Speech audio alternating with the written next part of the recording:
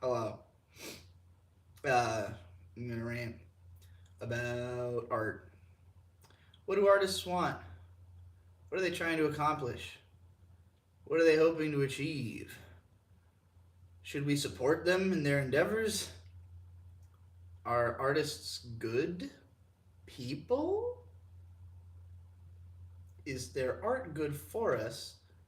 And can it be so good that it makes up for them not being good?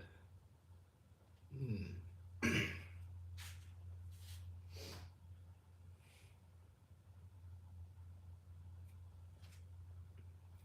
I feel like most of us don't think we're like that great of people. At best, you might think you're like okay, you're fine, you're average. I don't think the average person is going around thinking that they're like an amazing person all the time. Um, and so I think there's a level of reasonability towards artists of like the expectation isn't that you're going to be perfect. We just need you to not be like heinously awful, you know?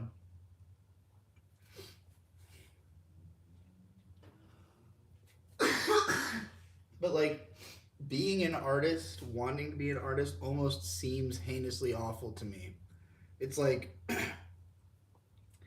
basically you have to decide that like you're better than work. Like your ideas are better than work.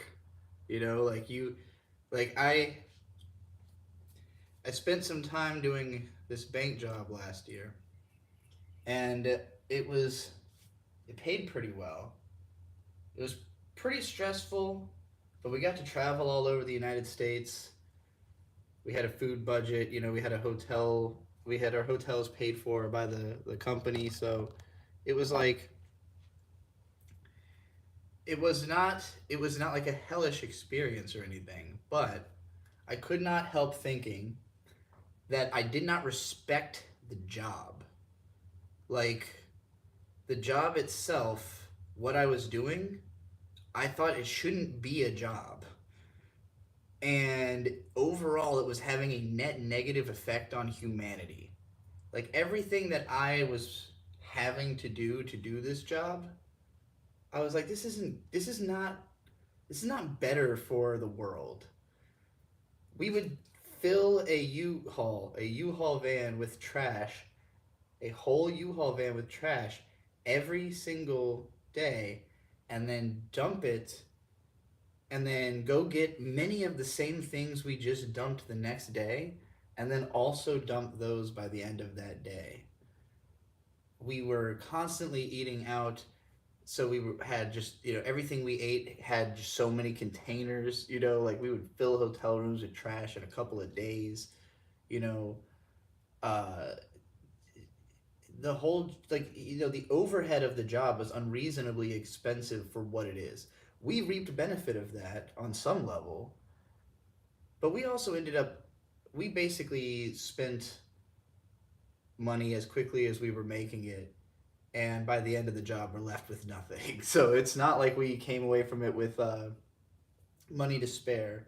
It was an overall, like, it was a very BPD experience. It was like highs and lows constantly. Every day something amazing happened, every day something awful happened. But it was it was a worthwhile experience, but it wasn't something I could have done any longer than the amount of time we did it. And it really was mostly the lack of respect I have for the job. That like I don't want these banks to be able to do this. And like particularly with the dumping, right? We would show up and we'd be throwing away stuff that they had just been keeping in their back room for years because they're just told not to touch certain materials. Like the people who work in the bank are told by their executives to let different departments of their subcontractors handle different materials in the bank. All of this is a bizarre tax evasion scheme on like not having to admit how much waste they're disposing, because they don't dispose the waste. We do. It's considered our waste. So we just are able to handle it however we so see fit. But the bank is not reporting, or they have no record of having told us to throw away all this shit. But meanwhile, the bank is the one who will just order all that shit we just threw away to the next bank the next day. So like they're just throwing money. They're willing to throw small amounts of money at making our work easier and therefore cheaper for them, but at the cost of the environment, um, which has no recourse in the situation, and basically using us to evade sublegal activity that they are doing. Like they're by using us, to me, is a sublegal activity. That is not something the banks should be allowed to do. Is to have us throw away product they ordered uh, under the auspice that it's our stuff. Like, yeah, sure, we might have made that stuff and put up that stuff, but you bought the stuff. It's your stuff. It's not our fucking stuff. Anyway, not a job I respect. So, I had spent a lot of time I consider what I've done on the internet to be art, and not everybody feels the same way about it, but I'm sure most of you probably do. Um, at the very least, it is an artistic medium of expression I'm working in.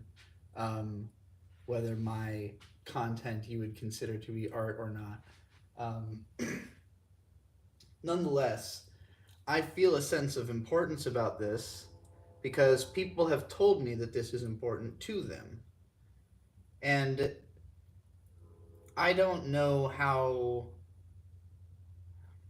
to take it. I don't try to let myself, when people send me like nice messages, they all kind of blur together for me. I don't feel like, oh my god, I'm touching so many people's lives. I kind of feel like, yep, all right, I've heard this before. Like it's like, yeah, that's another one. Oh yeah, I helped you through high school, helped you figure out you were trans. Cool. Me too. Glad I was able to make your journey easier than mine was. Um, and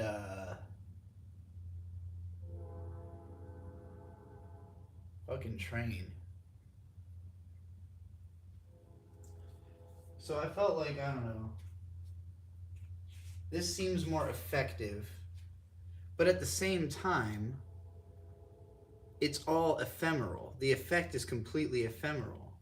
It's just like it's basically like, you say her videos were definitely art. Where's the cutoff? When does it stop? Unless you're talking about someone else. I want to know everybody's cutoff point. Or if you just haven't known that I've been making videos the whole time, because YouTube doesn't tell anybody that I do anything. YouTube doesn't want you to know that I do anything.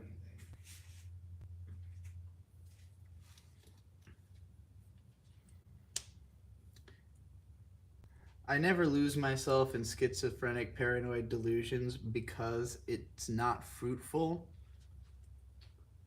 But when I think about the things I say, I'm like, well, if I had any power to control the flow of information, I wouldn't let this person's message get out.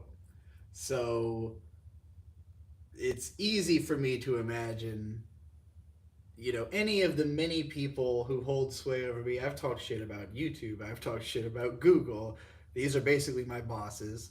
I've talked shit about my audience, my other bosses. I've talked shit about every big content creator I can think of. I've talked shit about people I like. I've talked shit about people, most of all, I've talked about how fuckable Jeremy the Quartering's face is. And I'm going to bring it up 25 times every live stream until he opens up and calls for mommy. Art is. Stop right there. Yeah, it's there's never gonna. I mean, but everybody's got their own idea. You know, I mean, he basically said that. He said subjective interpretation of. So, thanks for participating in Vic's charity stream. Yeah, no problem. It was a fun time. Um, I went over because I thought Victor, he like texted me like you could join our stream today, and I like had my computer all set up in the office because the office was available to me. So I was like, all right, I'm gonna be streaming. Uh, I'll join their stream. I'll do my own stream afterwards, and then he's like, I was like, how do I join your stream? Because I figure Victor's not using StreamYard or even Discord. Um, he doesn't he doesn't use any kind of interaction software on the internet. So uh, I was like, how do I join your stream? And he's like, I meant come over. I was like, oh, all right, shit. So then I went over there and I was there for 2 hours, making edgy jokes on the couch. And the whole time we're making money for Palestinian children and stuff. And I'm thinking, I really need to make money today, though. I really need to make my own money today. This is nice. This is nice. This is a good thing to be doing, you know. But also, I'd like money today. I don't think I ended up streaming again though. So I don't think I ended up making any money that day, really. Oh, but I was paid by Victor because he bought me food, and he had three Mountain Dew, alcoholic Mountain Dews, and three ciders that had just been sitting in the fridge that I took them. So I feel like I was well compensated for my time ultimately, but I have to make money on the internet. Which is why all of you need to super chat me your rant requests. I'll talk about anything, anything you want. I'll read whatever you say. Any amount of money you send, I read that shit and then I respond to it. It usually takes forever. I am a big talker. I talk endlessly amount. It looks like I'm not wearing pants when I stand like this, which I don't know. I prefer it like this. Yeah, let's get a little tuck going.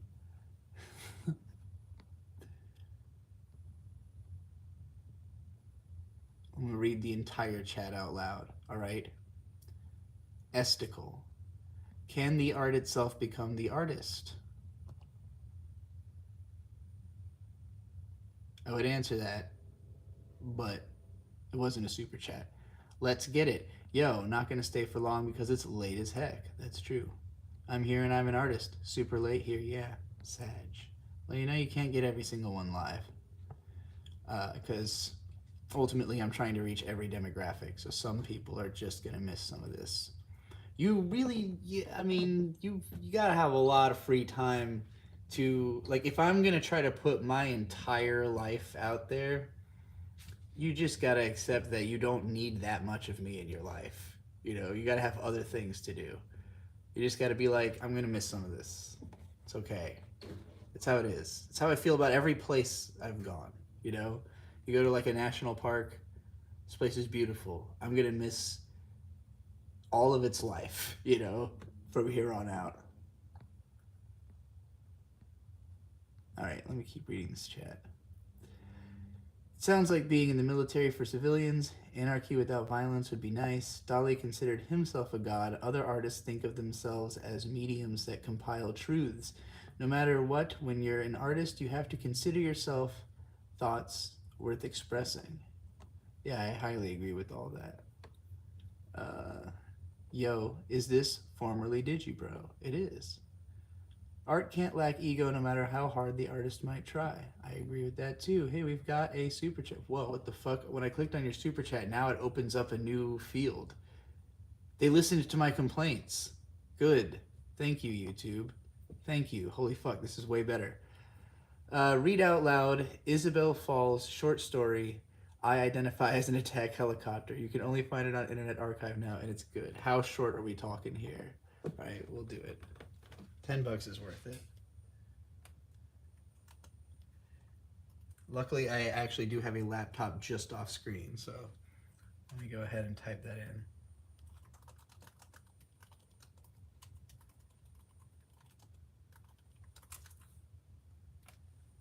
Okay. It actually has the audiobook is 53 minutes long. Are you sure this is a short story? Australian $10 is not going to get you 53 minutes, but I will read some of it. Is this only the audiobook? Hold on. I gotta find the text. Okay. My Isabel Fall. Maybe I'll read it a lot faster than they do.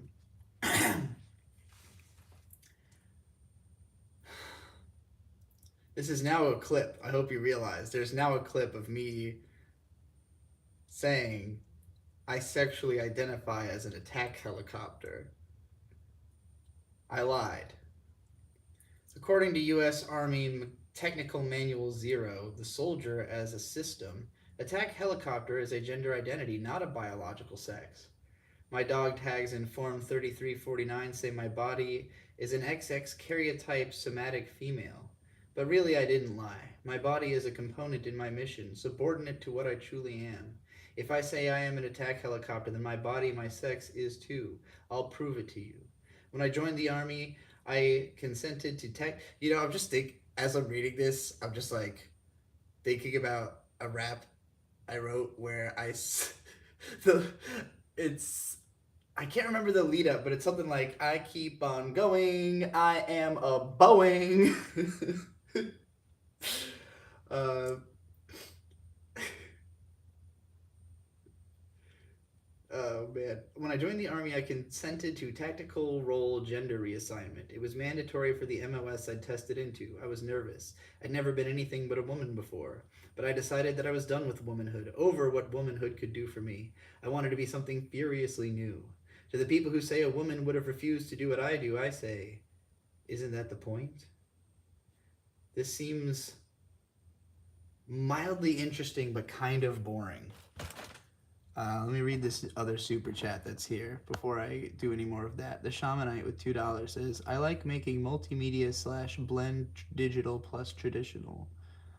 Thank you, the Shamanite. I also like multimedia blends. I kind of have actually, I like too much multimedia blends, and it's a problem because uh, this is something I've broken myself of failing with Kusomega to try to do this. I tend to feature bloat my projects with multimedia, which is a huge mistake because I am not competent at many forms of media.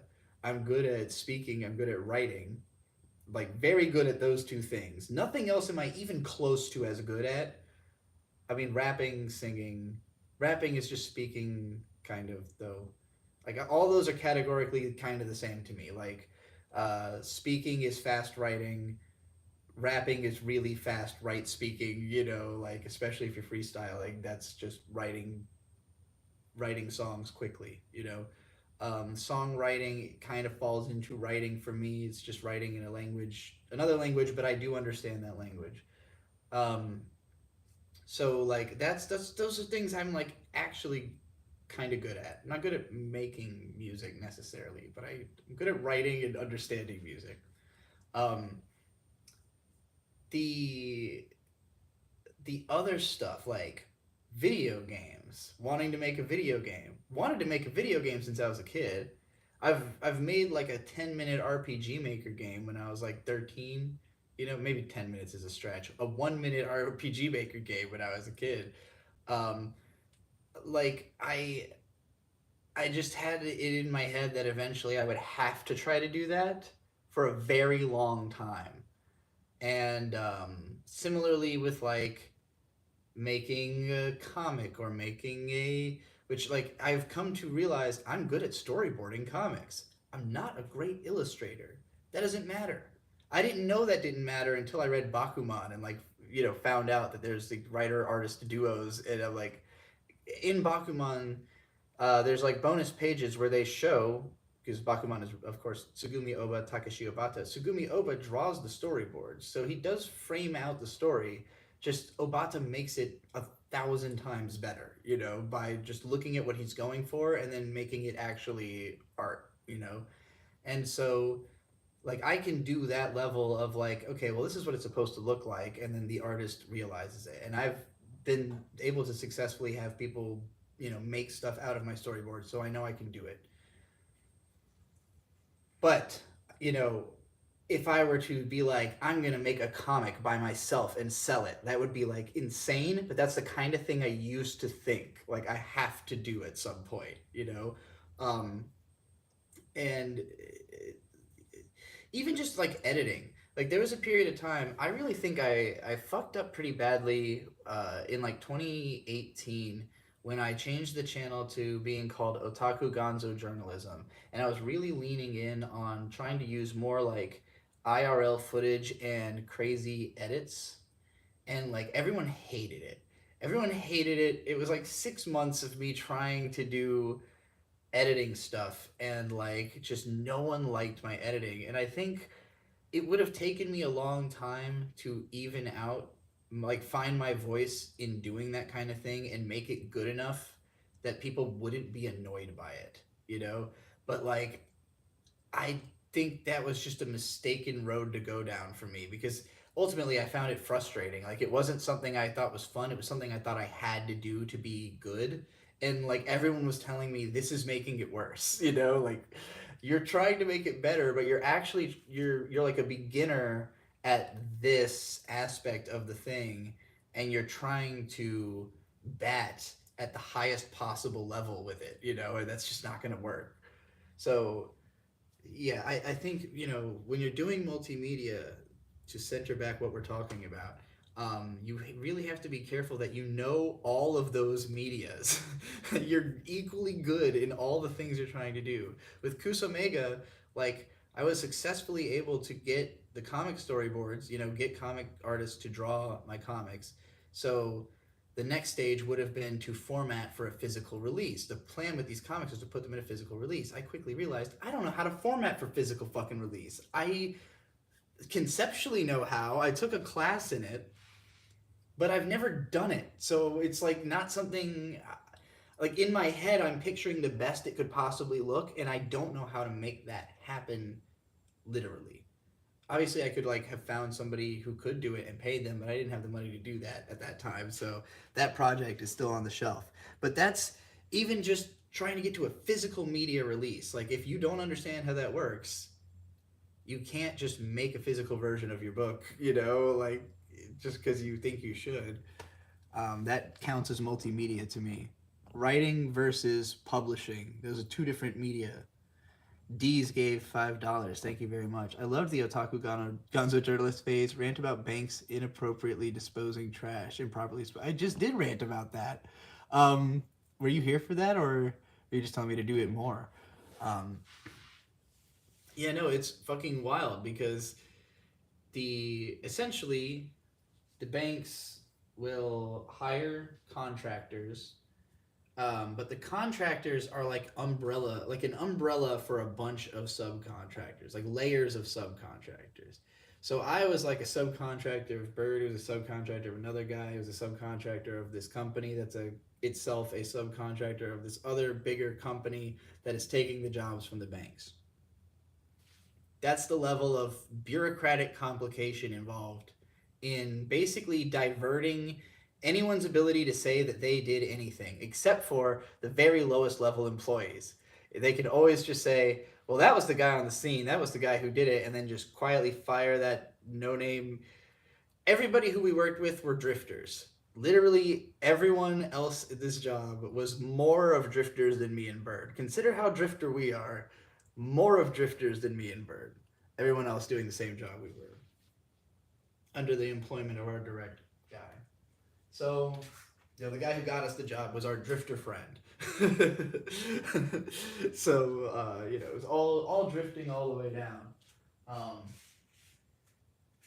But the guy in charge was like just a boss dude who can't stop working, who like doesn't understand any concept other than work. and so we'll just work endlessly. He wasn't questioning anything about the job. He was not questioning anything about the nature of the job. He was not thinking about the nature of the job. It was a means to acquire money to have the things he needs in his life. He has like 5 fucking kids. The oldest one had like severe autism also. So, I could see why this guy wanted a lot of money. Uh, but on my level of the job, it's like, okay, I can basically like break even having kind of a fun but really stressful life. But it's just so like morally challenging. Everyone who works in a bank is a fucking moron.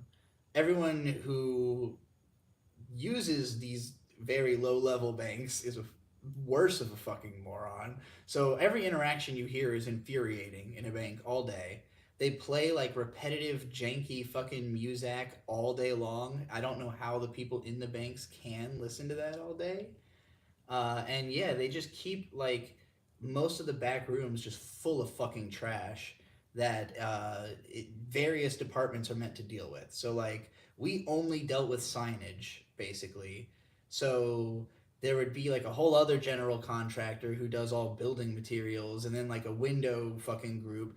There was one time we showed up to a bank that was like about like gonna be open in a couple of weeks, and there was literally 4 different subcontract groups all basically being guided by the general contractor to not interact with one another, just kind of do their thing and get the fuck out of there. It's a weird world we live in.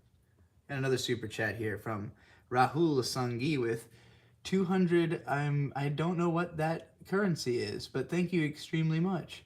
How do I become good at speaking? I'm also interested in getting my ideas across in a more coherent fashion. I'm a manga localizer, and AI is going to take my job soon. I don't think it's just going to be. I don't think it's ever going to be able to do it well. That's the thing. Already, right now, there's not a lot of good translators.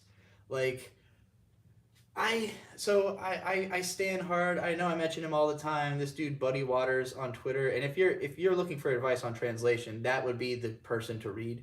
He is my favorite Japanese to English translator who does light novels. He's a big time anime. He's always watching every anime and reading every light novel. So if you're interested in any of that, you should definitely follow his Twitter, Buddy Waters.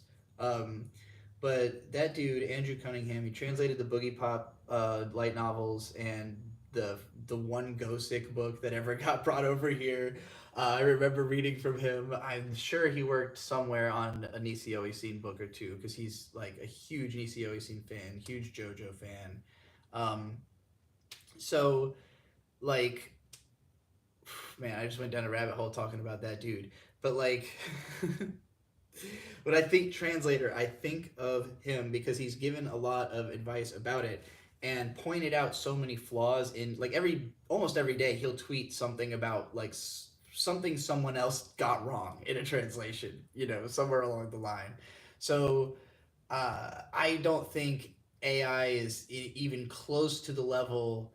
Like, not even humans are very good at it for the most part. AI is certainly not going to do a better job without somebody to touch it up. I mean, at the end of the day, somebody has to read the fucking text the AI puts out, make sure it makes sense, because otherwise you end up with the quartering. Where, if anybody didn't see this, there's a clip coming out in 2 days from one of my live streams where I went to Jeremy the Quartering's channel. And actually, hold on, I'm just gonna play you this clip because I have it right here. I just edited this fucking 1 minute clip. Fucking computer fell asleep. Where I'm talking about this, but this is so fucking embarrassing. This guy is obviously using AI to write his video titles and not reading them. Busted. Pride items in toys section and new pride items for enraged moms worse than Target. Walmart busted. Pride items. Pride items. So an AI is writing these titles. A fucking AI is writing the titles of the Quarterings videos. Pride fucking items. New pride items for enrage moms worse than Target. What the fuck does that mean? Did he read the fucking title at all? Pride items in toy section and new Pride items for Enrage Moms worse than Target? Are you fucking kidding me? Fix your fucking shit, you lazy piece of fucking garbage! Walmart, busted! Yeah, all right, there you go. Pride item. That short will drop in a couple of days, but that's about Jeremy the Quartering. That's the only part where I'm not just talking about how fuckable his face is. There's like 12 minutes of me talking about how fuckable Jeremy's face is and how he looks like Kaepora Gabora from Ocarina of Time. But otherwise, also, he's using AI to write his titles and he's not reading it. He's just hitting fucking publish. Jeremy the Quartering's forehead is a pride item, am I right? Yes, you are absolutely right. Oh my god, that's fucking funny. Anyway, yeah, translating, I think humans should stay involved. Personally, I have worked on manga scanslation as a proofreader. I always bring up having worked on the first chapter of Excel World when that first came up. Dansai Bunri no Crime Edge for a couple chapters, and Deus Ex Machina, which I think our group dropped, and then I kind of lost interest. And then I just basically found a translator, another anime blogger who was willing to do Nekogami Yao Yorozu with me. They translated the first chapter, I proofed it, and I actually did all the typesetting and everything, and then they never did chapter 2, so I never did chapter 2 because I can't read Japanese. And I didn't want to have to go begging another translator to help me translate this obscure manga that no one cares about. Nobody. I think 3 chapters now have been translated out of like however many volumes it is. It had a 12-episode anime. It's the reason I know about this manga at all. I liked the anime. Anyway. Laputia with Australian $2. Read more. Helicopter, please. Just a bit more. Absolutely. I had honestly I think I had just like forgotten. Like I reached the point where I was no longer clinging to that in my brain as something I had to get back to. So it's lucky that you brought it up. JNES with Australian 290 says, introduce your chat mods as a rant. Yeah, I'll do that real quick. Well, the only chat mods are I think ASE Presents is a mod, so that's Minton Riley over there who introduced me to this whole vertical streaming concept, which has turned out extremely well for me, so I have to thank them. And then Bird Stork, my husband, who, sometimes comes in and bans everybody because he doesn't like them. And then Ellen Ellen Horizon from Toho, who is also the moderator of my Discord, simply because she's a very pleasant person who is always around. She's been a moderator of other communities before, and her and Amy talk more than anybody else in the Discord, so I figured. But Amy, I'm scared, would ban too many people, whereas Ellen seems a little bit more mild-mannered. Anyway, I'm going to read more of this attack helicopter story. Alright. I fly. Red evening over the white Mojave. I do love the Mojave. I did go there last year. It's a great place. It's the only place where saguaro cactuses are, which is very important to the plot of Prickly, my comic. Because Prickly is descended from a saguaro of the Mojave. Red evening over the white Mojave, and I watched the sun set through a canopy of polycarbonate and glass. Clitoral bulge of cockpit on the helicopter's nose. Ooh, I like that phrase. Clitoral bulge of cockpit on the helicopter's nose. That sounds good. Lightning probes the burned wreck of an oil refinery, and the Santa Ana feeds a smoldering wildfire and pulls pine soot out southwest across the big Pacific. We are alone with each other, Axis and I, flying low. We are traveling south to strike a high school. Alright, this just got based. I'm into it now. This just got funny. Rotor wash flattens rings of desert creosote. Creosote? I'm looking that word up.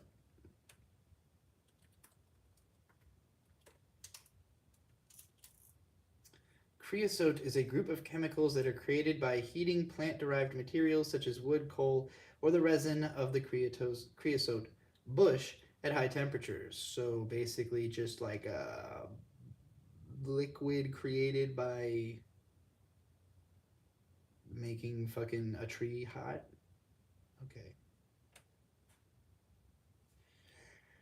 Rotor wash flattens rings of desert creosote. Okay. I get what that means now. The next sentence, did you know that creosote bushes clone themselves? The 10,000 year elders enforce dead zones where nothing can grow except more creosote. Beetles and mice live amongst them, the way our cities had pigeons and mice. I guess the analogy breaks down because the creosotes lasted 10,000 years. You don't need an attack helicopter to tell you that our cities haven't. The fuck do you mean by that? Like, sure, the phrasing on that is awkward. The army gave me gene therapy to make my blood toxic to mosquitoes. That's cool.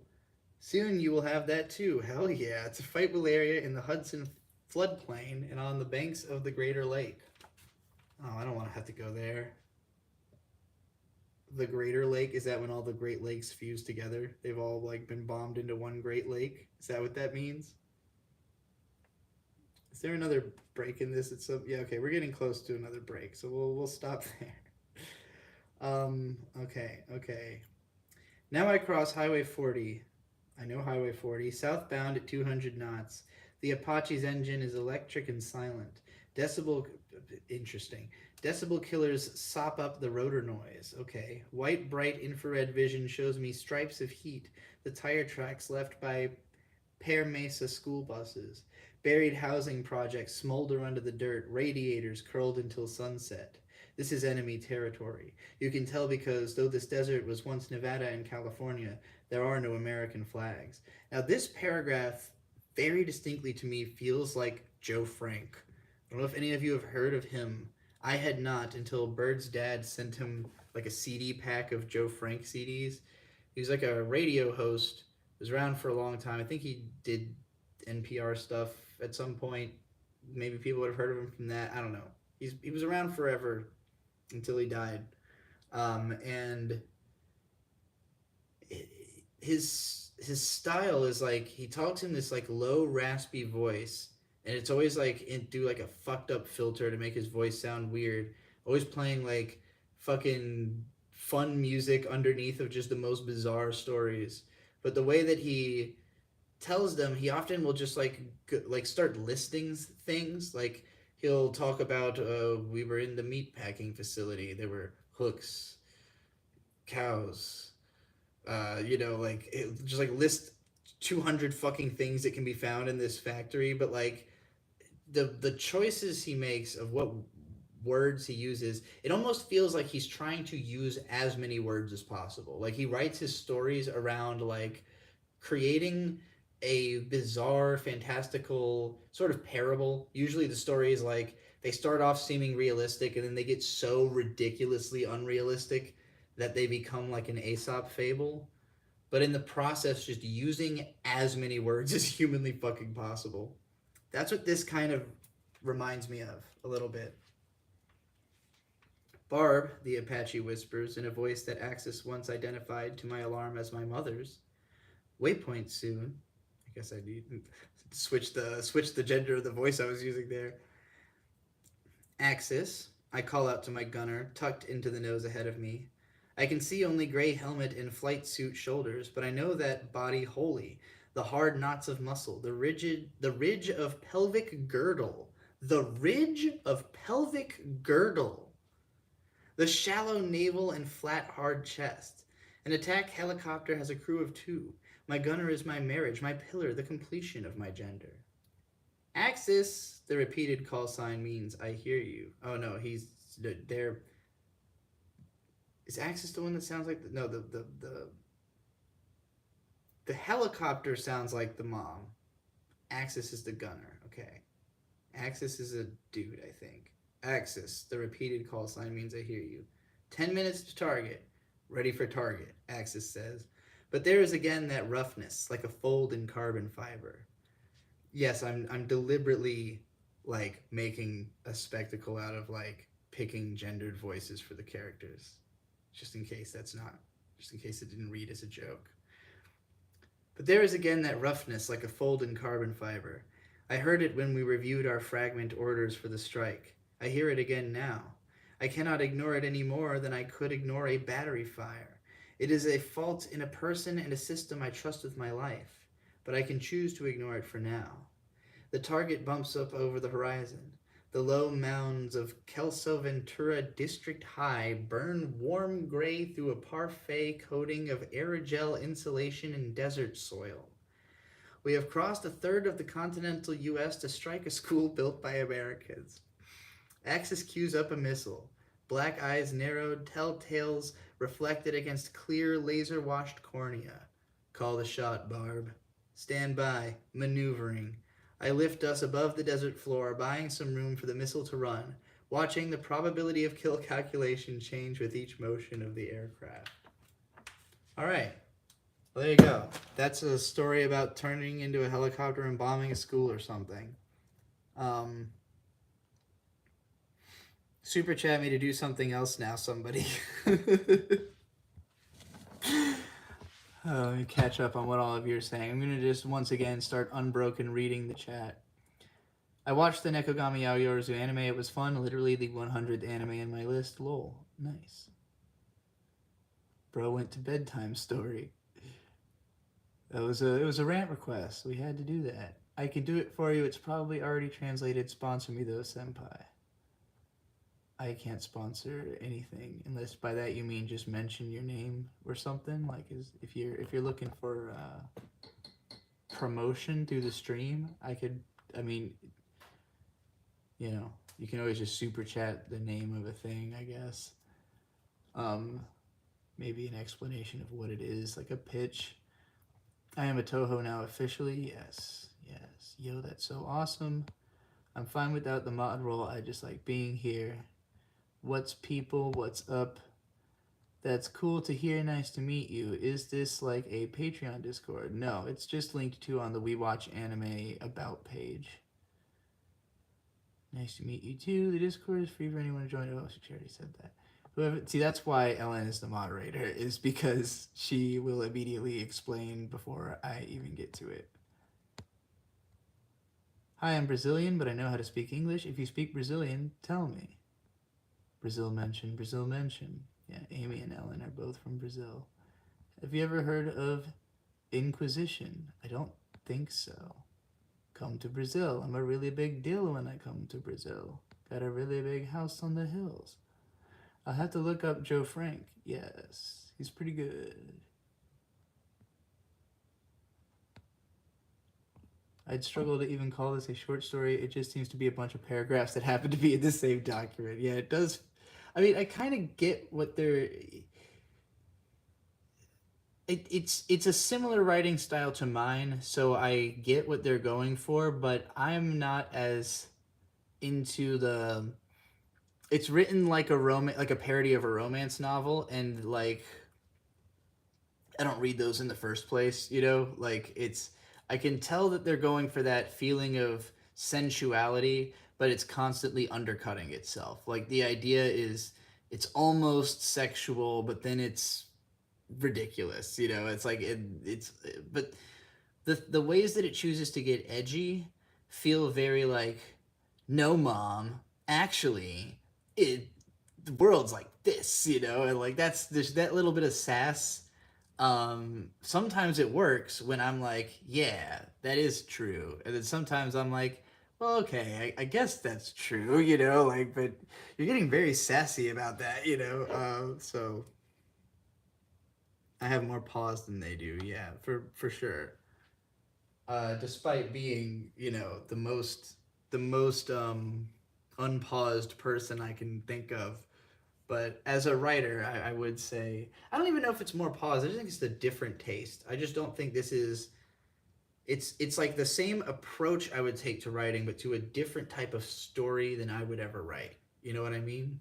So like I see it, I appreciate it. I'm like, okay, this is funny, but like it's making fun of something that this person clearly has a lot of experience reading, you know, in the way that I make fun of light novels because that's what I have a lot of experience reading. What do I mean by Necromancer with $2? Thank you. What do you mean by Furiosa being similar to Miyazaki? Also, hi. Yeah, so we just saw Furiosa today. Me, Bird, Vic, Hope, and my mom, because my mom's a huge Mad Max fan from all the way back. And all of us kind of felt like the movie was good, but kind of a letdown because it doesn't really have a strong story. Um, and it reminded me of a Miyazaki film largely in that every shot, every single frame of the movie is beautiful. You could pause this movie on any frame, and I guarantee that frame will be beautiful. But the reason for that is that they took out all the other frames. Like, there's so many scenes where there's like under cranking, over cranking, just every technique to just literally just pulling frames out. Like, they just pulled so many frames out of the movie, it looks like stop motion. It's really trippy.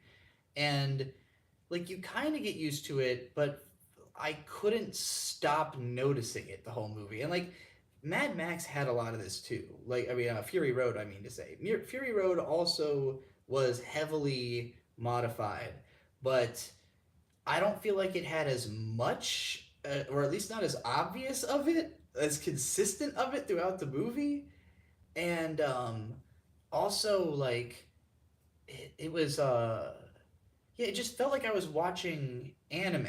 You know, like it didn't feel real. Even the parts where they're clearly using real like sets and everything, like the movie breaks your sense of it happening in real time because it's constantly speeding things up and like skipping frames. And it's a weird rhythm. I think it's something that it would probably feel more even if you watched the movie more than once because you're just kind of you know what it's going to look like in each scene. So like it would be easier to I guess not be surprised by it maybe. But I don't know. I'd have to see the movie again to know if I just was always going to be distracted by this.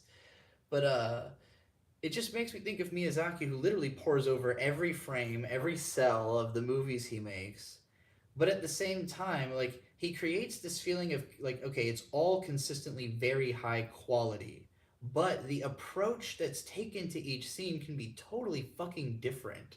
And so you've got parts where like the art style changes in such a way just between shots, you know, like think about all the flying scenes in Miyazaki movies where like all of a sudden you're doing like an animated background shot and like you for me at least it always pulls me out of it for a second because I'm like oh the movie is completely fucking different now, like the movie just looks totally different. It looks awesome but it looks totally different, you know. And so like I get excited about it but it always makes me alertly aware that I'm watching a movie. And I think Mad Max and Miyazaki films they both they do an interesting job of like creating a universe that feels alive. The universe feels real. The movie doesn't feel real.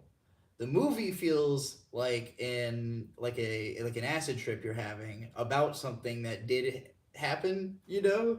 Like so that dreamlike quality, that weirdness, and it particularly feeling like there wasn't a script. Miyazaki movies, he often doesn't have a script before they start like the animation phase. Like they'll have like scenes that they're already animating by the time he writes the film. Sometimes Spirited Away famously was an example of this. Um, and some people have criticized this because his films feel weird. Like they're paced weird. They feel like Spirited Away in particular is a very weirdly paced movie. And the first couple of times I saw it, I did not like it. Like seeing it when I was younger, I didn't get into it because I just didn't get like what was I supposed to feel, you know? Like I didn't understand it because it was too complicated kind of, you know? Like it was so many things happen in that movie.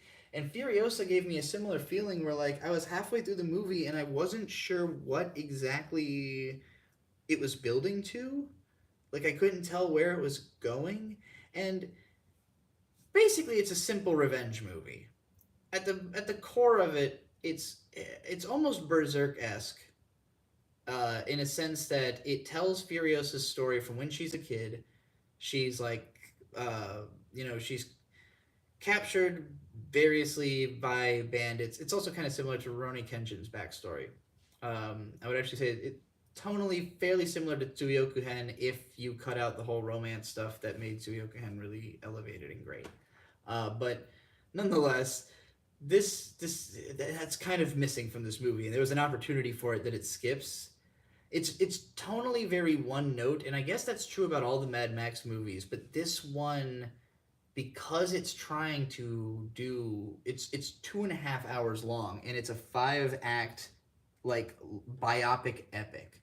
So the fact that it all kind of feels the same way is a little bit more tiring than it was with Fury Road, where Fury Road felt like an adrenaline ride. It was like Red Line, it was just pure fucking action start to finish.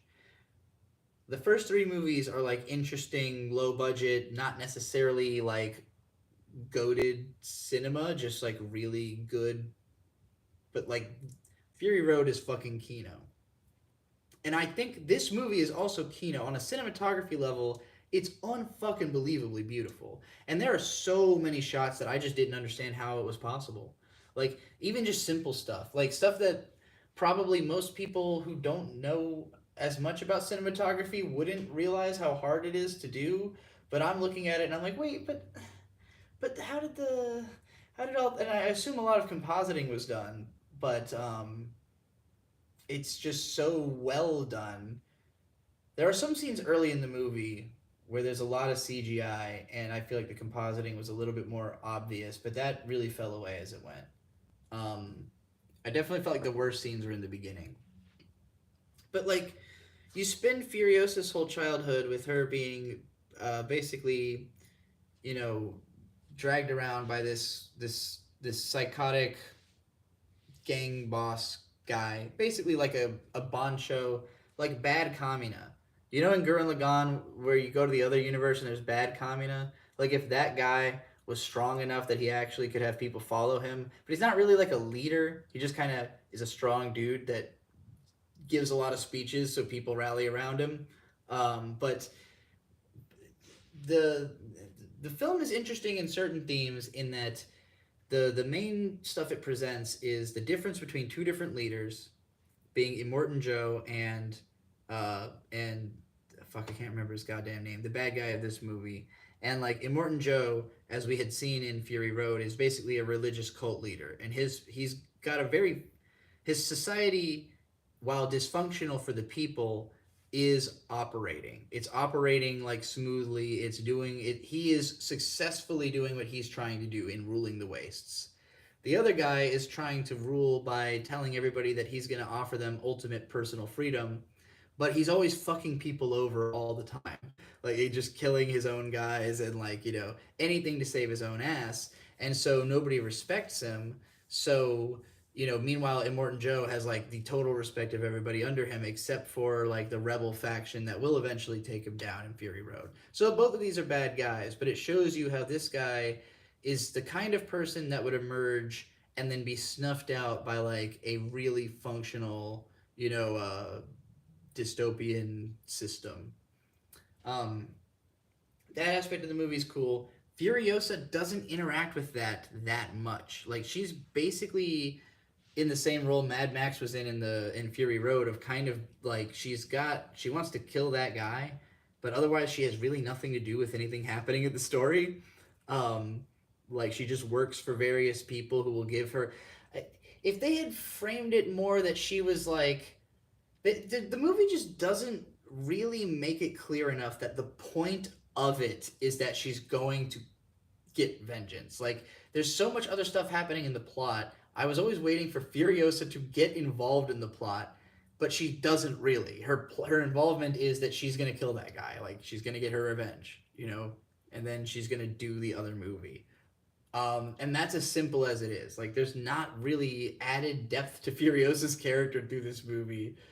she just is on like a one-track mind vengeance, like Arya Stark vengeance journey, Um, the child actress who plays her for the first half of the movie has almost no dialogue, but was awesome because she's just the angriest looking kid I've ever fucking seen. She just spends the whole movie like this, just like pissed off, like glaring into the camera. I can't even do the fucking glare she's got. She's too angry looking. I don't look angry. I look like goofy and vaguely sad, but not. Well, I guess I look a little angry, but I'm more like consternated. Like I can't believe you would say such a thing. Not like I'm going to murder you. How dare you? You ruined my life. You ruined my family. I'm going to kill you. Let me try to summon that anger. This is closer. Yeah, this is closer to her anger face. But my eyes are kind of misshapen, so I can't really do it right. Own the Loner with $10. Thank you so much. I recently watched a couple episodes of Lane on VHS, and it was the best anime viewing experience I've ever had. It felt perfect in a way that watching anime doesn't always feel. I'm instantly jealous because I realize I've never watched Lane on a VHS, and I'm sure that's very different from how it feels to watch it on a DVD. And it's got to be the intended experience, like at least by comparison. So I'm thinking about it like this, right? Uh, I think H Bomber Guy actually made a video about VHS tapes. That was him, right? He had this video about how in the 80s, like VHS blew up because it was it was cheap to make, cheap to like print, so like, lower budget filmmakers and studios could actually distribute their movies, but also those movies just looked better because like the way that TVs back then looked, the brights are super bright and the darks are super dark. And so you could not make out fucking shit that's happening in dark scenes, which made like just low light inherently creepy and made horror movies just like look way better than they would have otherwise without a budget. That's a theory, at least, that he posits in that video. It's an interesting theory. I grew up with VHS, uh, N64, and GameCube. And cathode ray TVs. But also, my dad had this big ass, like this fucking like 55-inch bulky fucking thing. But it was technically a flat screen. And like, I didn't really understand what that fucking meant at the time. But yeah, most TVs were rounded. So a flat screen was made for being able to play DVDs, which is like a totally different, digital rendering form or whatever the fuck. So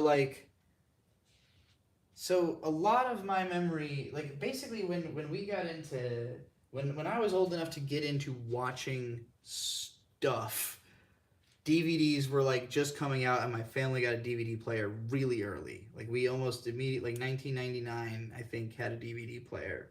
Because I remember watching Shrek on DVD relentlessly, watching those bonus features over and over again, in like the year 2000.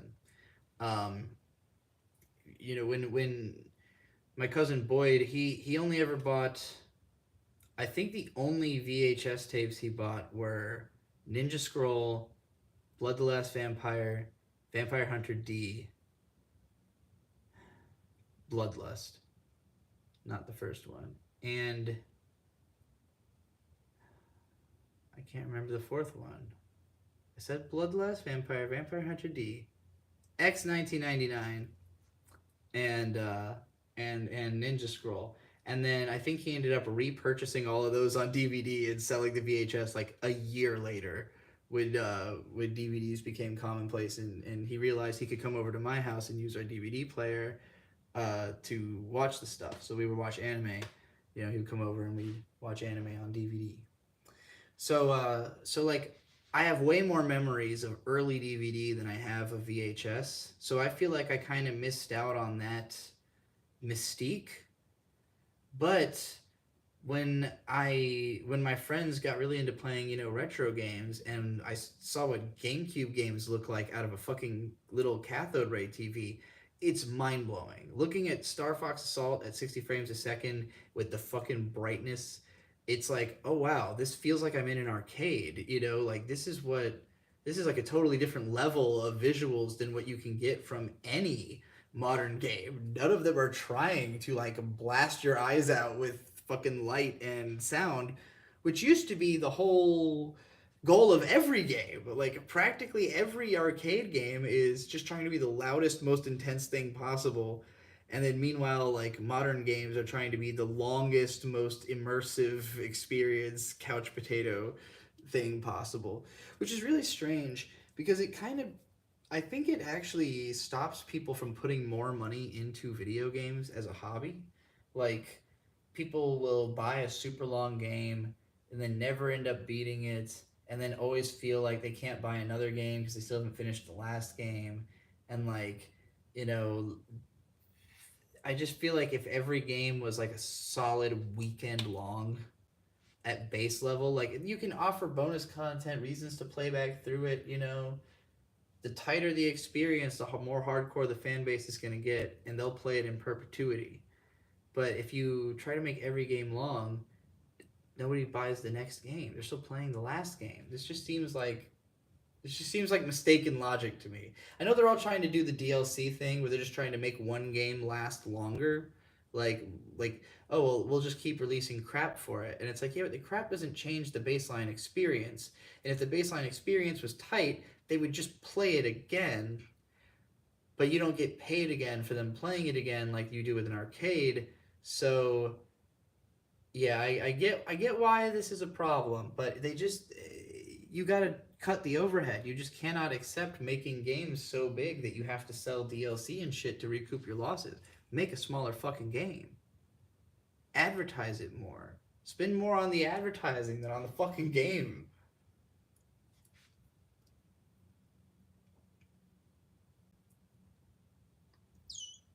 Like every other industry.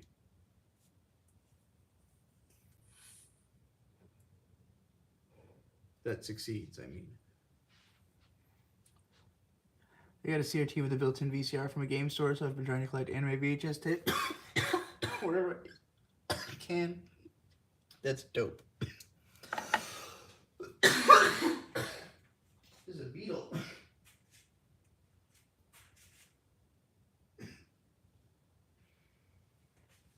A beetle on the ground.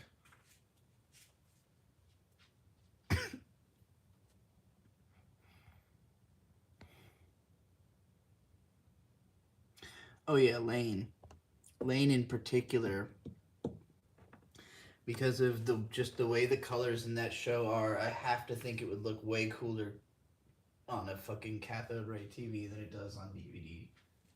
I have to think so, but I've never seen it. I have had Lane on DVD since 2003 or 4, probably 2004, like early 2004. I've had Lane on DVD. I don't think I actually watched it till 2006 or 7. No, yeah, early 2007 I finally watched it all the way. I had only seen the first DVD and I really didn't understand it at all. And then I watched the whole thing and then I felt like I understood it. But then when I watched it again, I felt like I could not possibly have understood it the first time. And then I watched it again later, and I thought, I think I know. I think I fully understand this show. I don't think there's anything in this show that I'm still like, what the fuck was that about at this point? I'm probably wrong. I'm sure there's some shit I don't remember, because there's a lot of random shit in that show that just gets thrown in there, and then you kind of watch it back and you're like, I fucking forgot about this. I won't forget Techno Hobo, though. The Blu-ray went out of print? Damn. That's the first anime ad that was ever run on my channel.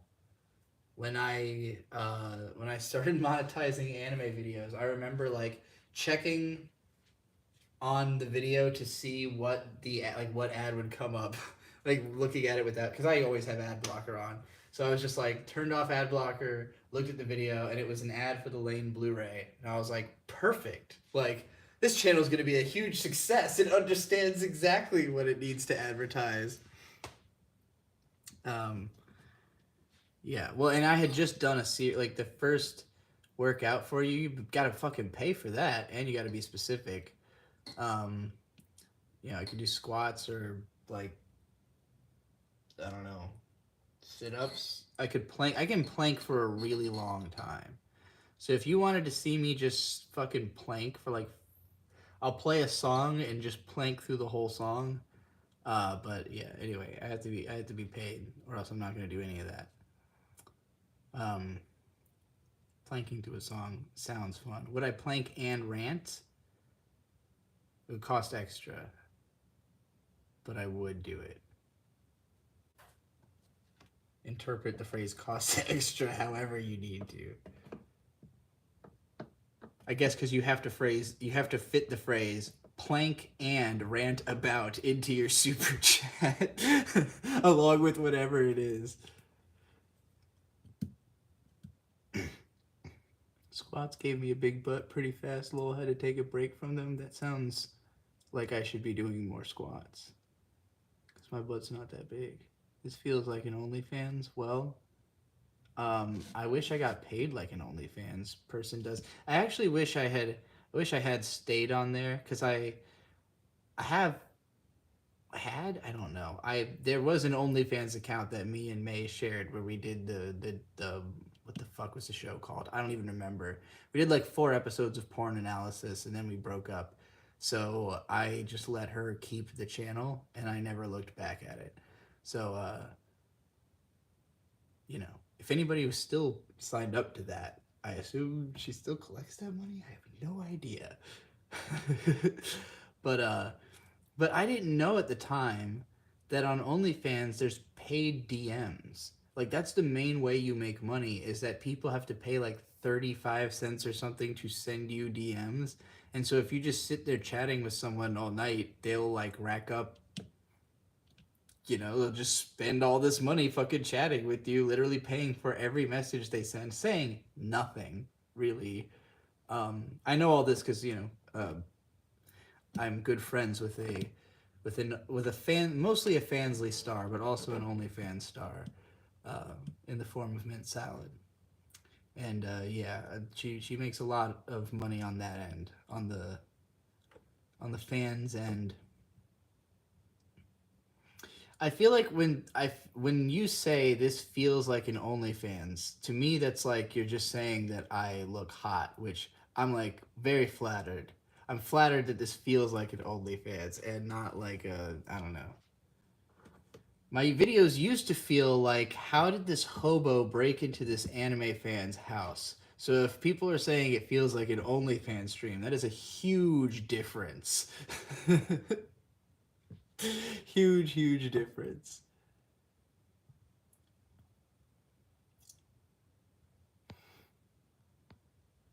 Did you notice that the best rated hentai on Mal has released in the past like 4 years? No, but that's, recency bias always.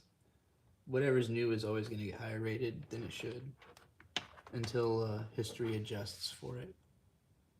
Have I listened to JPEG Mafia? Yes, a lot. If you pay me for a JPEG Mafia rant, I will gladly rant about JPEG Mafia. I haven't listened to very much of anything before Veteran, but anything from Veteran on, I could definitely talk about. I actually got a content ID for playing one of his songs on stream the other day, because I did Thug Tears during my karaoke, and I couldn't. There is no karaoke version of Thug Tears, so I just sang over the song, and that was probably not wise, but whatever. Amazingly, it's not. It's only blocked in Russia. The 2 videos I have right now that are where I played music.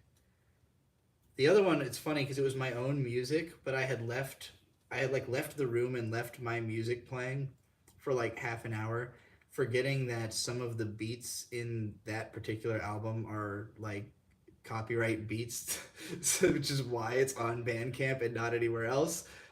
So I was like, God damn it, why did I fucking play this on YouTube when the whole reason it's on Bandcamp is because it can't be on YouTube? I'm a fool.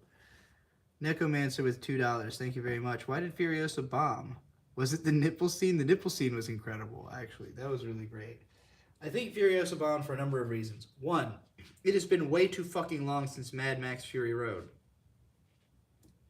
You would have to be like, if you're not like a hardcore fan of Mad Max, there's no way you give a fuck. And like with Fury Road, it was different because Mad Max had been legacy media for like 30 years. So, the original was a low budget indie movie essentially that, that was more successful than you would think. And then the second one was like a slightly higher budget, studio movie that is kind of a cult classic worldwide. Inspired tons of people to do handmade movies over the years on a lower budget. And then the third movie, he really built all these crazy lavish sets, and it got a bit more elaborate, but it's not a very good movie. And that was it from the 70s until like the 2010s. So when Fury Road came out, it's like this nostalgia property making a major comeback. It's an incredible film. And I don't even think it was like an immediate box office hit. It was like more of a, people kept saying it was good, so then more people went and saw it. But like, that movie was also like an adrenaline thrill ride. And it was Tom Hardy right as he was starting to become really popular, Uh, there was a lot of good reasons for that movie to succeed. And if this movie had come out 2 years later, or maybe three, really pushing it 4 years later, I think it would have been a hit. But I believe Mad Max came out in 2015, Fury Road, I mean. So it's been 9 years since Mad Max Fury Road. Now, my mom is a hardcore Mad Max fan from back in the day.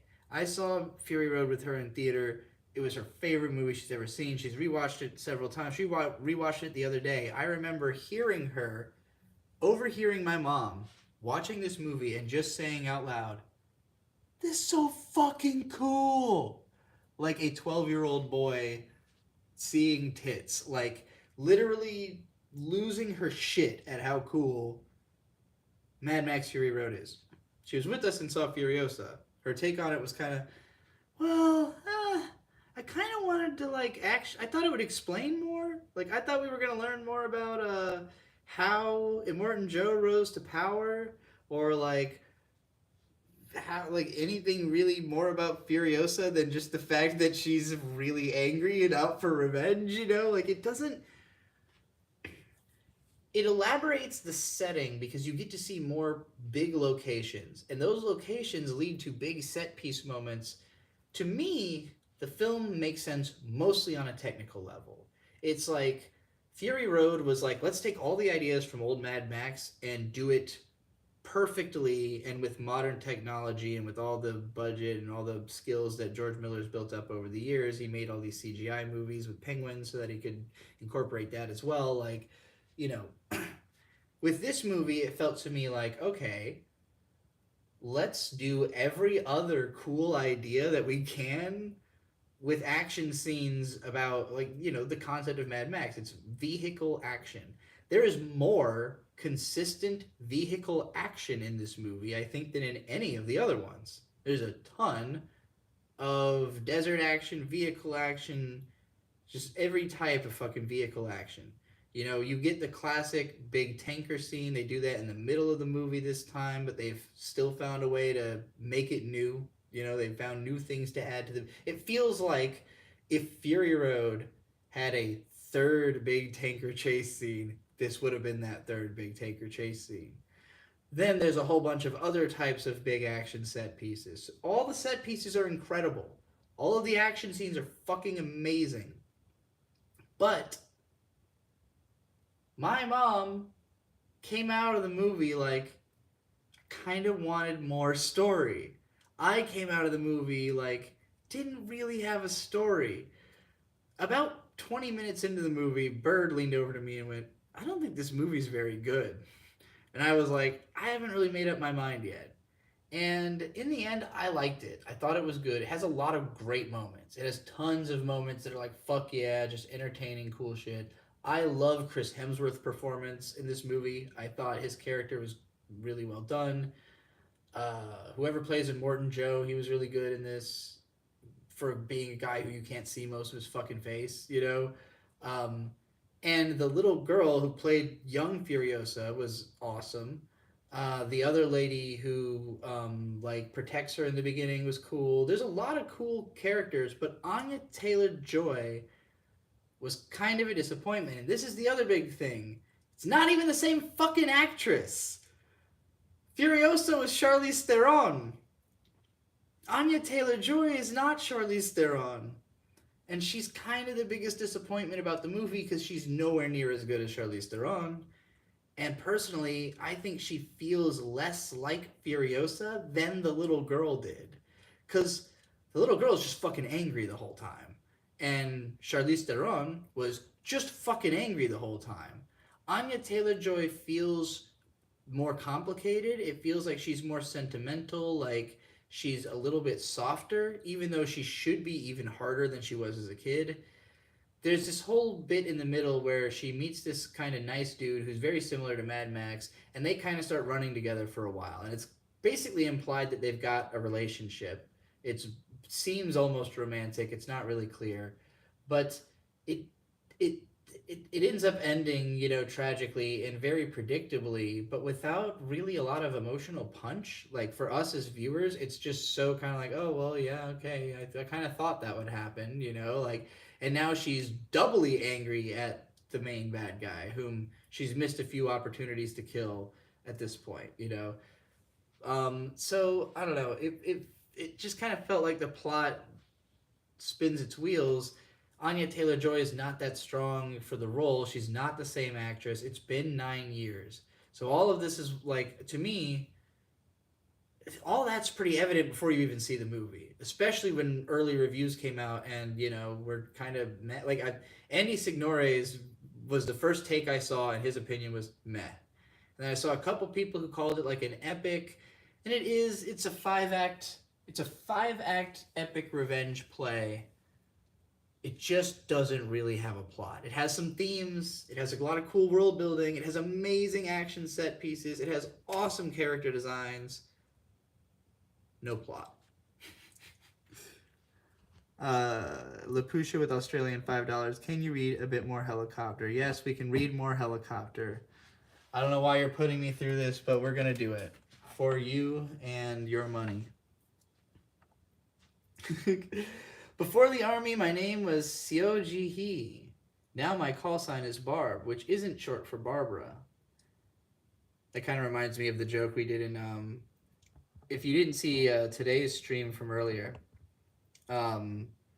where I did the storytelling Snorlax stream, I had the audience help me write a story, and we came up with this character.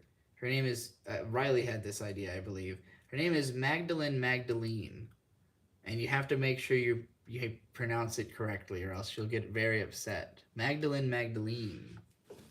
That's kind of what the Barb, which isn't short for Barbara, because I think the way I wrote it is like a passenger named Magdalene, and then in parentheses, like, make sure you say it right. Okay. I share a rank, flight warrant officer, a gender, and a urinary system with my gunner Axis. Okay, so Axis is the same gender. I guess, well, they're all in the helicopter. We are harnessed and catheterized into the narrow tandem cockpit of a Boeing AH-70 Apache Mystic. America names its helicopters for the people it destroyed. See, they should have said destroys, because that implies that they're still doing it, which is true. It's not quite edgy enough, is the problem. We are here to degrade and destroy strategic targets in the United States of America's war against the Pear Mesa Budget Committee. If you disagree with the war, so be it. I ask your empathy, not your sympathy. okay. Save your pity for the poor legislators who had to fight some constitutional framework for declaring war against a credit union. I would rather you just wrote like a like an actual political paper if you're gonna like instead of being glib about it, like if you're gonna try to say real stuff, just say the real stuff. Don't like sideline it as like a little throwaway joke in the middle of anyway. The reasons for war don't matter much to us. We want to fight the way a woman wants to be gracious, the way a man wants to be firm. Our need is as vamp fierce as the strutting queen, as vamp fierce as the strutting queen, and dryly subtle as the dapper lesbian, and comfortable as the soft resilience of the demi-woman. How often do you analyze the reasons for your own gender? You might sigh at the necessity of morning makeup or hide your love for your friends behind beer and bravado. By the way, something that's kind of like this that I actually do really like is this comic called The Transcendental Transgender. I think that's what, or Transcendental Transgender Comics, that might be what it's called. Um, I think that was the name of it. But yeah, it was one of those things where I started reading it and I was like, this is inside of my brain. Like this is like it was like therapy. It was honestly like that sense of, oh, somebody does understand these, like what's going on. Good. I'm not the only one who understands what's going on. That was how I felt reading Transcendental Transgender. This makes me feel like I understand what's going on better than this person does. I don't mean it like insultingly. How often do you analyze the reasons for your own gender? You might sigh at the necessity of morning makeup or hide your love for your friends behind beer and bravado. Maybe you even resent the punishment for breaking these norms. But how often really do you think about the grand strategy of gender, the mess of history and sociology, biology and game theory that gave rise to your pants and your hair and your salary, the casus belli? Often, you might say, all the time, it haunts me. Then you, more than anyone, helped make me. Oh boy. Okay. Okay. Is that enough? Because we hit another break there, and then the next part looks really long. I don't know. I can't say I find this particularly interesting. It's kind of funny. It's a little bit, woke, like in the good way.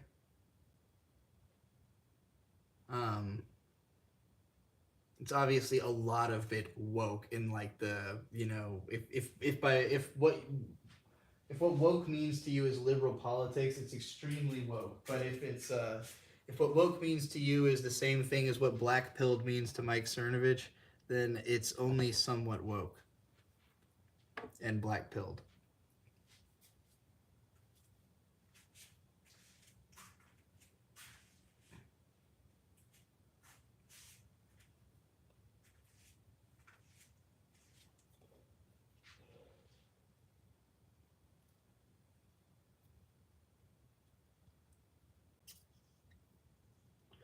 Am I still writing Kusomega?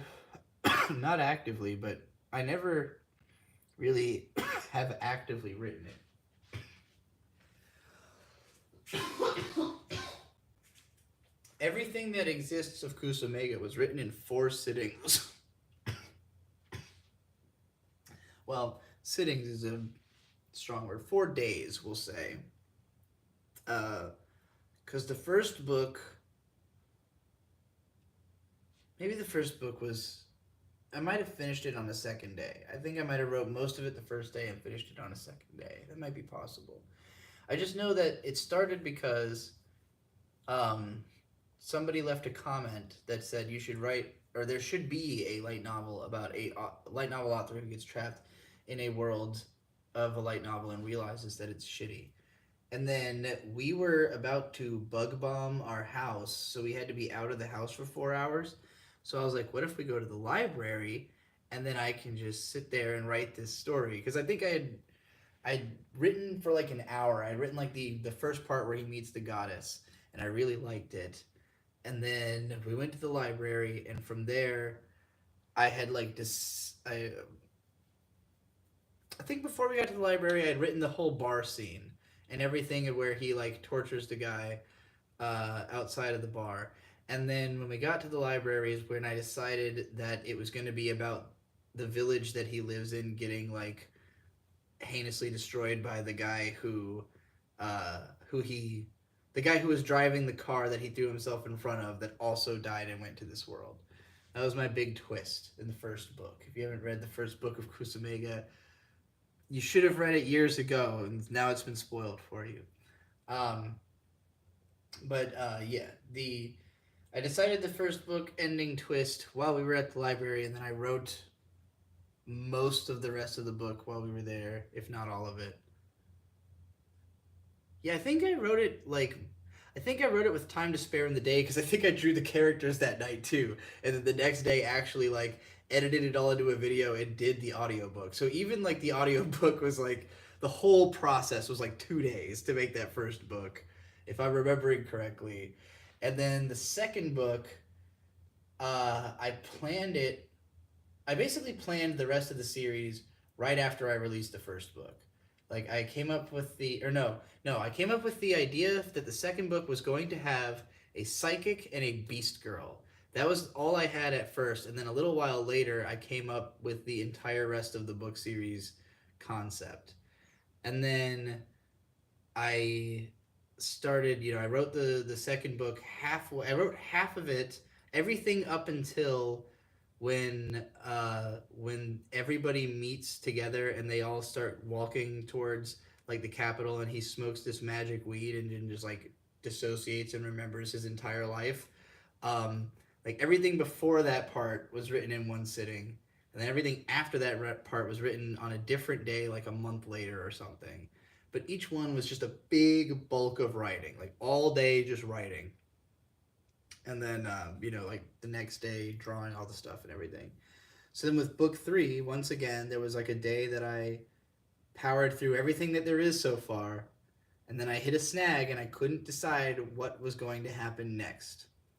And I think I know now, but I still have a lot of character plotting. I want to figure out the plot of book three entirely before I write the rest of it, so that I could just sit down and finish it at some point. But I'm not. I don't tend to continue going back to a story and writing it bit by bit because I have to be really engaged with it to like be creative about it. And if I start getting engaged with something else, I will totally lose the thread of that thought. Like I have to get re-immersed in it. So for me with Kusomeka, it would be like I'd have to re-listen to all the books, remember everything that's in them, like bring it all back into my head, like be thinking about these characters and what they're trying to do, and then continue writing the book. So that would take a dedication. I want to do it before the end of next year. That's the end of my goal is finish Kusumega before the end of next year, or else I'm considering it an abandoned project. But I don't think it should be that hard. It is basically a shit post. I burdened myself with trying to make it good, which basically making that story good is its own form of feature creep. Like it wasn't supposed to be good. It was supposed to be a shit post. I accidentally made up a really good twist for the first book, and then I felt like, well, now the story is compelling, so it has to be like somewhat good. And ever since then, I've been tormented by trying to figure out how I'm going to make it like competent and not just a total shit post. Make a crowdfund? No, that's not happening. I'm not going to crowdfund that book. Crowdfunding something you're not sure you can do is a really bad idea. I've learned that the hard way. Crowdfunding it because you think it should be possible is not a good idea.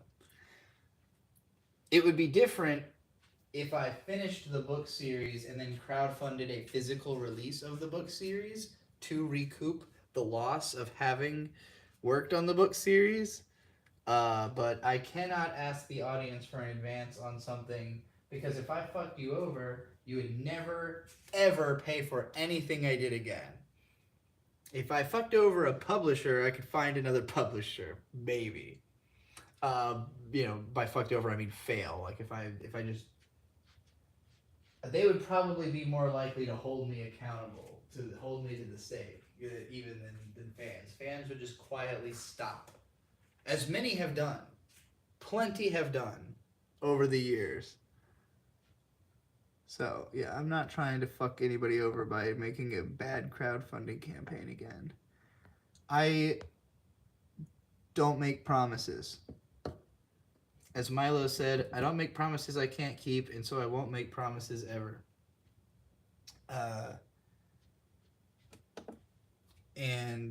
Also, I wrote, let me make a promise. If I say I promise, that's just me being dishonest. In my song, Traveling Cemetery. Off the album, Traveling Cemetery. On trialofthegoldenwitch.com, which is in my link tree. linktr.ee/GOLDENWITCH. Meth? I wish I had some meth. That'd be cool. I've never done meth before. I've been advised against it. Everybody I know who does drugs tells me not to do meth.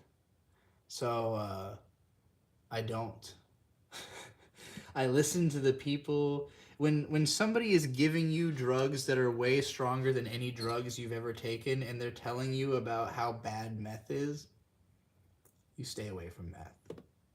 Just like heroin. I don't know anybody who does drugs who recommends heroin. You don't find those people. They're not in polite society. They disappear from it. Usually to death. So, yeah. I stay away from heroin and meth.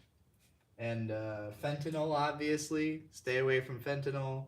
Stay away from coke because it probably has fentanyl in it and it's not that good anyways. I don't know what else is dangerous.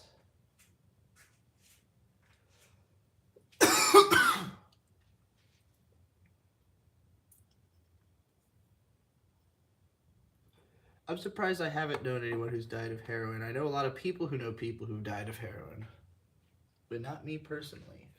But then again, I really heavily discouraged anybody I knew from doing heroin. I had one friend who did do it for a little bit, and he came close to death, and then his dealer died, and then he cleaned up.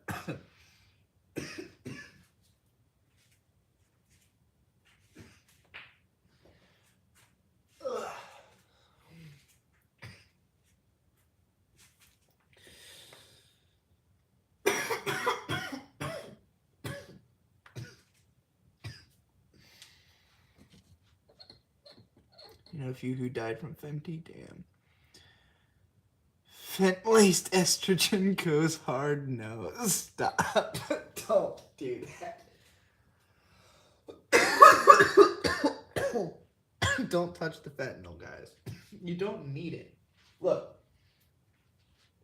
Listen to how bad I sound just fucking boofing vape. You don't need hard drugs. This shit is already bad. I don't even feel good about being a marijuana addict. I don't think this is healthy. There are people who are like, a lot of potheads are like, it's healthier than drinking. I'm like, yeah, drinking's also fucking bad. I don't drink and then brag about how healthy I am for drinking. No, I drink and I smoke because I'm tortured by thoughts like everybody else. Stay away from kids. You stay away from life, Toby. You've got a problem. You should probably seek therapy and stay away from the internet because this isn't doing good things for you. That's why you've been banned. I don't think you should spend time on the internet like this. Get help. Zerotsun game with $10. What dissatisfied you about 100 girlfriends? Well, I mean, I did a whole rant about it I'll rant about it again because I can do it more succinctly. Give me a second to cough a little more. I hit that vape too hard just now.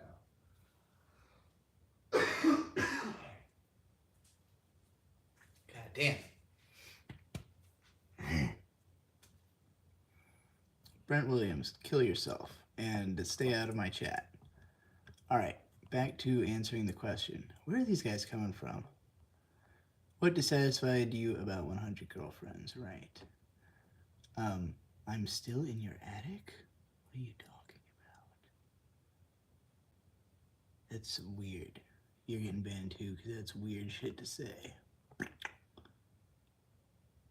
Can you do kicks and stuff? I mean, I can. Are you on the run? From whom? Alright, I'm gonna ignore these guys and get back to this super chat. 100 Girlfriends. I was requested to watch the first 3 episodes, and then I ranted about it in what was the fucking live stream? I don't remember. I didn't like anything about it. I just I didn't see the appeal in any way, shape, or form. Didn't understand it. I talked to Vic and Hope about it at their house yesterday on their stream. And they were both like, "It's just really cute. It's adorable. You know, it's kind of horny. It's funny. It's whatever. It's just really." I was like, none of it was cute to me. None of it was funny. None of it was adorable. I did not see the appeal in it. It was nothing made me laugh.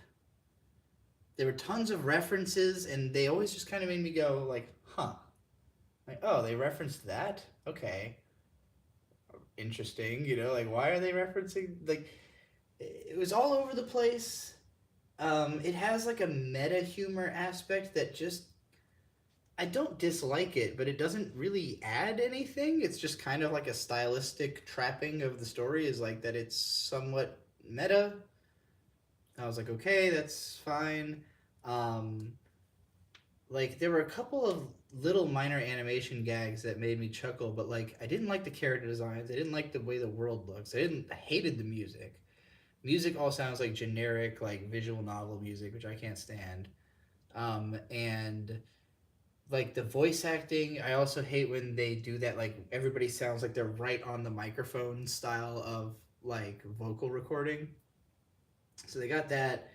They didn't really care for the voice acting, but that's mostly because the script is the characters have no personality. Like the 2 girls that he meets that fall in love with him in the first episode. One is just, I guess one's a dere, one's a tsundere. Like there's nothing more I can say about them. There's not one more detail I could give besides describing like their relative bust size. That's it. That's the distinguishing factors between these 2 girls. One is a dere, one's a tsundere, but both of them are just obsessed with the main character, and there's no fail condition. Like, so the way this show is set up, if the main character ever dumps any of these girls, they will die. So he's never going to dump them. And the girls have like a spiritual level infatuation with him that prevents them from ever stopping, like ever doubting him. Like they always will mentally justify his behavior to themselves and therefore continue the relationship. And so, because the paradigm is set up like on a mystical level to preserve that dynamic, I have no belief that these characters will ever break up. Like all of the conflict that arises, I can't take any of it seriously because I know it's not going to go anywhere. But then the show will get like really sentimental or like kind of dramatic, and I'm like, yeah, but I know you're not gonna kill one of the girls, you know, so obviously this is going to work out. And then like when it's just being silly and funny, like sometimes it pushes things really over the top and it could get a little funny, like with the principal who just like shoves her snake tongue into a guy's guts. I was like, what the fuck? That kind of, well, it didn't even make me laugh. It just made me like aghast. Like I'll probably always remember having seen that, you know. But it was you know, I got nothing out of the first 2 episodes, and then the third one, like the character did have a personality, but it was just kind of bland. She was boring. The episode was boring because nothing really happens in it. It really just kind of introduces this character and then explains how she ends up in his harem. And the answers to those questions are not interesting. It's just like she's a quiet girl who has memorized this book, so she points to passages in the book to like reference when she's speaking to people instead of saying words. And everybody thinks that's really autistic, so they beat her up. And then the main character gives her the book on a phone so that she will look a little less weird when she points to it to speak, I guess. I just thought it was really corny. I was like, okay, that felt ridiculous. So yeah, that was my thoughts on the first 3 episodes, and there was just nothing appealing about it. You know, nothing in there to enjoy. Weed has been giving me mad anxiety lately. Gotta cut back. Plus, I was running out of breath frequently during karaoke earlier. Not fun. I'm lucky that weed doesn't give me anxiety because Victor fucking had a full blown panic attack last time he smoked. And it's not something he does, you know? So it was like he was trying it out for the first time in like 5 years just to see how he would react. And he had an edible. It took like an hour for it to kick in, but as soon as he got high, I guess Victor doesn't experience dissociation ever normally, and so every time that he felt like he couldn't account for like a second in his mind, it made him freak out and think his heart was going to stop. Like he was going to die because he could not account for the fact that he hadn't like thought for a second. Anxiety off the chart, you know, like I'm like, wait, what the fuck do you mean? Like, I spend fucking hours out of my average day when I'm not high staring into space. Like, I can't imagine being that upset by, like, lapsing in your... like, how do you sleep? How do you deal with sleep? You know? I remember as a kid, there's like a Johnny Bravo short on Cartoon Network where he's like talking to his doctor about how he just like loses consciousness for like a period of like sometimes 8 hours. It's just like it's sleep. Lapusha with Australian $5. Thank you. Rant about Nostalgia Critic being in Smiling Friends. Look up the clip. I have actually seen this clip, and I thought it was really well done because. I know people hate Nostalgia Critic because he's part of an organization that sucks. By all accounts I've heard, his brother, who runs the organization, seems like a real dickbag. Maybe he is too. I have met Nostalgia Critic in person. He seemed cool at the time. I did not get a bad vibe off of him. I was honestly surprised that I didn't get a bad vibe off of him. Like, I totally went into meeting Nostalgia Critic thinking, like, oh my god. But, like, I don't know, he seemed relaxed in context. I think he... So, similar to my theory on James Rolfe, because I've met him as well, and he's also just a really sweet, quiet, meek dude. And from having watched, what's his name? The guy who... His friend who wore all the outfits... Mike Matei. Mike Matei is the angry video game nerd. Like, to me, James Rolfe puts on the suit and then pretends to be Mike Matei, his friend. He pretends to be the guy who sits next to him and swears at the video games and gets mad and is like an angry person by nature.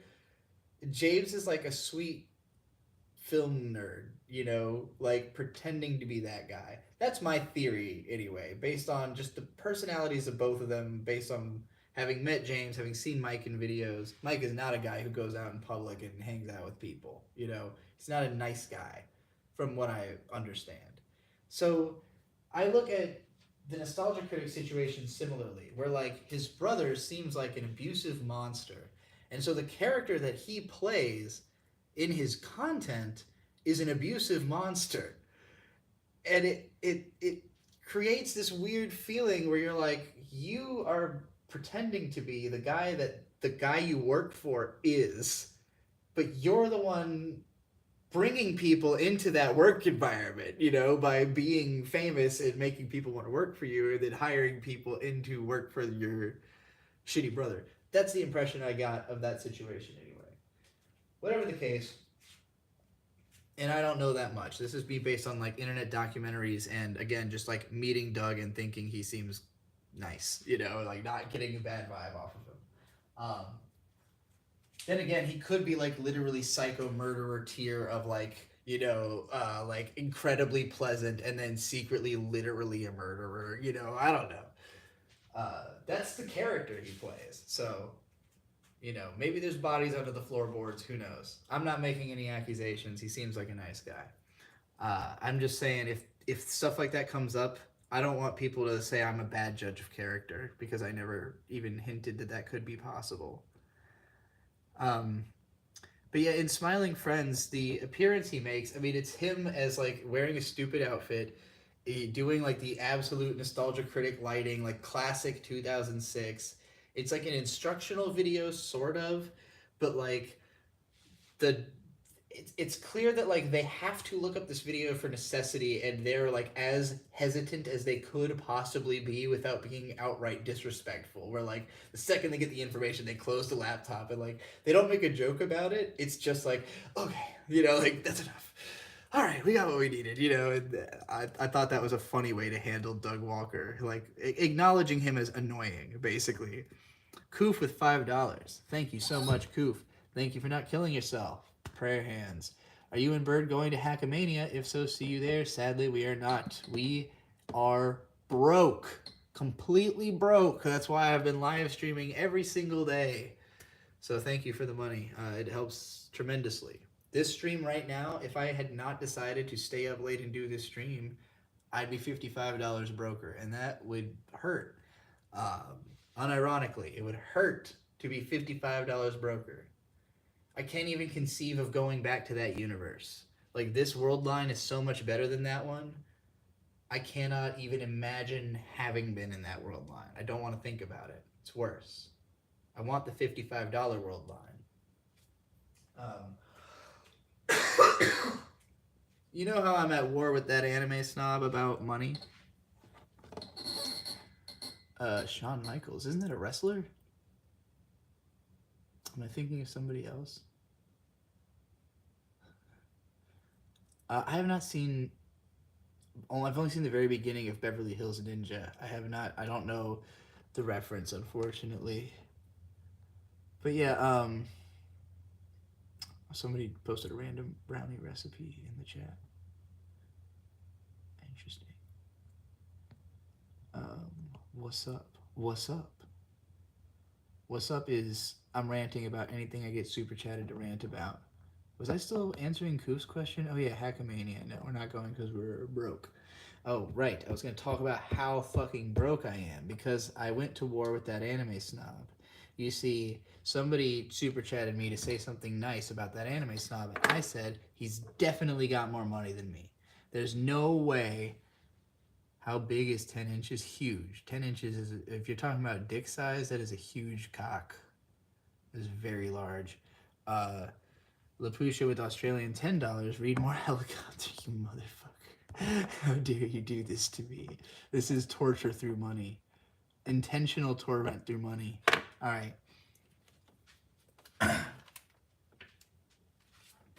It's not just torment for me either. Like, I can tell nobody in chat wants this.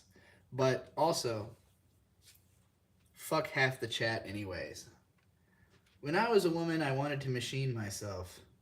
I loved nails cut like laser arcs and painted violent, bright in bathrooms that smelled like laboratories. I wanted to grow thick legs with fat and muscle that made shapes under the skin like Nazca lines. I loved my birth control, loved that I could turn my period off, loved the home beauty feedback kits that told you, yeah, I'm not jealous of having a period, by the way. There are certain reasons that being a trans woman might be better than being, like, not a trans woman. Not having a period is one of them. You just gotta be real about that shit. I'm not jealous of those. There's no positive sides that I've heard of. I love my birth control period, turn it off, and most women just are fucking turning it off anyways if they can. Love the home beauty feedback kits that told you what to eat and dose to adjust your scent, your skin, your moods. I admired, wasn't sure if I wanted to be or wanted to fuck the woman in the build your own shit videos I watched on our local image of the old internet. Women who made cyber attack kits and jewelry and sterile printed IUDs, made their own huge wedge heels and fitted bras and skin thin chameleon dresses. Women who talked about their implants the same way they talked about computers, phones, tools, technologies of access, technologies of self expression. This is starting to sound a little bit closer to transcendental transgender comics. Just a little bit. Something about their merciless self possession and self modification stirred me. The first time I ever meant to masturbate. Fucking phrasing. When they just hit you with it like that out of the blue. That was funny.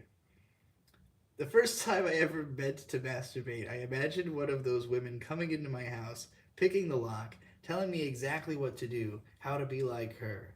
I told my first boyfriend about this. I showed him pictures and he said, "Girl, you bi as hell," which was true but also wrong. Because I did not want those dresses, those heels, those bodies in the way I wanted my boyfriend.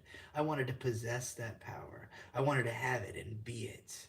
The Apache is my body now, and like most bodies, it is sensual. Fabric armor that stiffens beneath my probing fingers, stub wings clustered with ordnance, rotors so light and strong they do not even droop, as artificial looking to an older pilot as breast implants, and I brush at the black ring of a sensor housing like the tip of a nail lifting a stray lash from the white of your eye.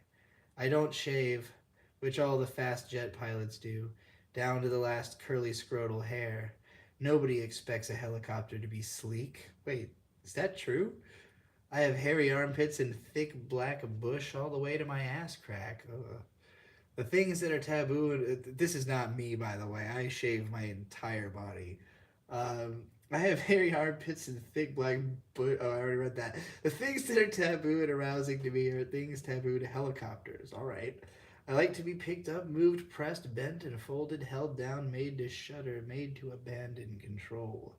Do these last details bother you? Does the topography of my pubic hair feel intrusive and unnecessary? I like that. I like to intrude, inflict damage, withdraw.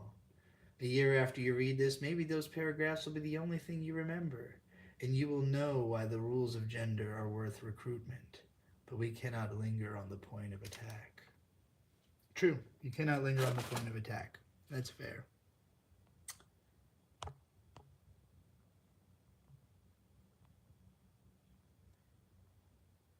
We have another $5 from Koof.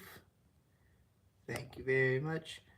Bummer. Hopefully we can meet at the next one. In the meantime, I hope to be living in the Nicky Rackets experience there. Rant about booze and drugs, please. Yeah, I love booze and drugs. Booze and drugs, baby. Well, booze is great. I prefer to do my boozing in breweries or in the great outdoors. So, Bert and I, we do a lot of travel. Well, we did a lot of travel last year. This year, we fucking barely ever have time or money to do it. But when we do, we find somewhere to drink that's awesome.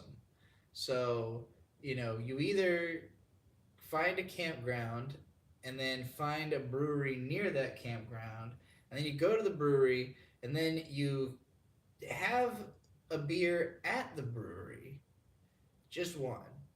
Then you get to go beers, and you bring those back to camp. Then you get shit faced at camp, uh, and around a campfire. There's no better place to get shit faced than in front of a campfire. You will never feel more at home than getting shit faced in front of fire, because the fire keeps you under control. The liquor makes you feel good, and the fire reminds you that death is right there, right there. So no matter how sloshed you are, you're still looking death right in the face. So you just stare at the fire, you get shitted, you stare into the fire, and you think about how you're alive. And you listen to fucking Fallout Radio or whatever the fuck. A WATP. Usually we listen to WATP or Fallout Radio when we're out at camping. Uh, and then, you know, if you're not going out of town, if you're not camping, if it's just Tuesday, brewery. Always pick brewery over a bar because A, bars jack up the prices unnecessarily. They always have shitty beer. You know, if you're going to a bar, the only reason to go there is to get like mixed drinks, and then you're paying way too much. You could get those mixed drinks at like a cheap Mexican restaurant for better drinks, stronger, cheaper. Um, but a brewery will have like a unique selection of beers. It'll have a cool atmosphere. Almost, they're always in some kind of weird building. They're usually really safe. Like a bar always feels like a dangerous place. A brewery always feels like a safe place. So, if you're somebody who doesn't like the atmosphere of seediness that comes from places that serve alcohol, breweries don't have that. A lot of them are also restaurants or have food trucks at them. Those are usually more expensive than just drinking, but so yeah, that's drinking. And then drugs. Drugs are sick. You shouldn't do them all the time because they lose effectiveness. You should only do them every once in a while so that you get the full effect. But you have to do it often enough that you don't forget what it's like and then freak out. So you gotta have like a nice first time, maybe do it once a month, or once a year. It doesn't have to be that frequent. Maybe every couple of years. Just if you go 10 years without doing the drug, treat it like it's your first time again. You don't know what that's gonna do.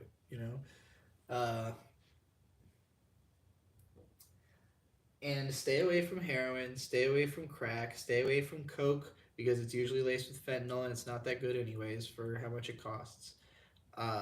Stay away from fentanyl. Stay away from all the bad ones. All the ones that kill people, don't do those ones. Nobody dies from weed. Nobody dies from fucking shrooms. Nobody dies from acid unless they do something really stupid while they're on acid. People die from alcohol. So don't drink too much.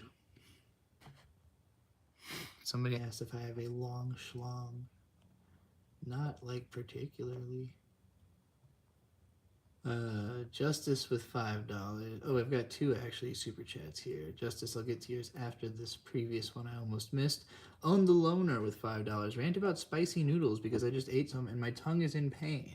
I actually had a spicy ramen just yesterday, I think, a Bulldog brand.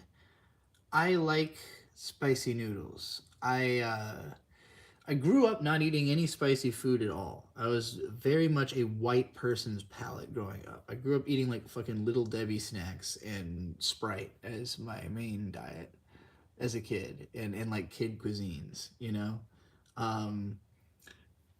and macaroni and cheese. Like that's my diet growing up. I was a scrawny little kid. And then, when I went through teen years, got into eating cheeseburgers really heavily. But then, because of anime, because of Naruto, because of the insistence on ramen, I had to try ramen. And so I got into ramen.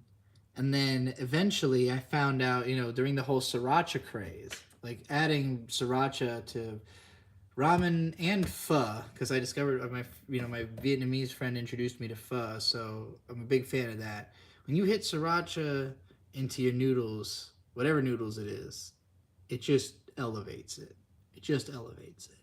So I had to get used to spicy, and sriracha's not that spicy, but it's a lot spicier than not spicy at all. I would get fire sauce at Taco Bell, and that was like the spiciest thing I could handle for a long time. But then I trained myself. I trained myself on spicier and spicier foods, and I started, doing shit like hot pepper challenges, or me and my brother Shade, who loves eating habaneros, we would just start eating habaneros. Habanero is my favorite salsa flavor. So like habanero is like my maximum capacity for spicy still. I have never gone above that level. I mean, I have, but I did the end, like, well, not the end sauce, but an equivalent of it in Boston at a fucking hot sauce place. And it was not a fun experience. It was a traumatizing level of pain. Justice with $5 says tips for editing video essay scripts with the goal of cutting down their length. I can write my ideas down, but it's often too much. Cut out redundant or unnecessary words and anything that doesn't contribute to the point of the video. Don't start off with any kind of hey guys, sorry I haven't made a video in a while type shit. Like, get right into the business. And anything that's just not necessary, like you'll always be surprised how much you can remove. Like when we were doing the writing stream earlier today, you'll find a whole bunch of parts where like I wrote a sentence and then I would read it back, and then gradually the chat and I would keep discussing like, does anything need to change about this sentence? Then at some point somebody would be like, do you really need the word, seems to? Like, it just does. Like, it doesn't add anything to say that it seems to, because it did happen. It'd be different if you're trying to suggest that it didn't happen, it only seemed to. But if you say that something seems to happen when it did in fact happen, there's no ever need to seems to. Yeah, so just like little stuff like that, you can always find a cut down. I guess I would have to know what is it too long, like in the sense that it's just a pain because it's so long, or is it that that there's fluff, that there needs to be less of it? Just redundancies. Just get rid of redundancies. Or focus on specific redundancies and cut out everything that doesn't contribute to them. We've got a massive $40 super chat here from Berserk Chip. Thank you incredibly much. That is the biggest super chat I've gotten since I've been doing these, actually. So that's incredible. Rant about where people can find Baby Stabber, because I couldn't find it on your link tree and nothing came up on Google, though I'm probably on a watch list for Googling Baby Stabber, so that's cool. It is right here on Yig Studio, and it's also on my Substack. Baby Stabber, 6 stab fix in 666 seconds is the full title. You don't have to scroll very back far through my videos here on this channel, because I was inactive for a really long time, and so it was like the newest video on the channel for like a whole year, because I released it post-retirement as a like Halloween meme, and I've been promoting it ever since because it didn't get a whole lot of views, but everybody who has read it either thought it was amazing or was like legitimately traumatized by it. Like Bird did not like Baby Stabber. Bird was like, this is not okay. Didn't need these images. He doesn't want to be reminded of it. He doesn't want to hear about Baby Stabber. Other people, there's one person who read it and then immediately started writing their own sequel. So, the reactions, they run the gamut. Riley has insisted that there needs to be a comic adaptation of it, which I could see happening, but for me, I don't think the comedy works for me if I have to actually see it. It's more that the imagination, like forcing yourself to imagine something so horrible, is the joke for me. Like, just actually it being real would be... But there's ways you could handle it. Like, there's ways you could be coy about it, or be uncoy about it. I don't know.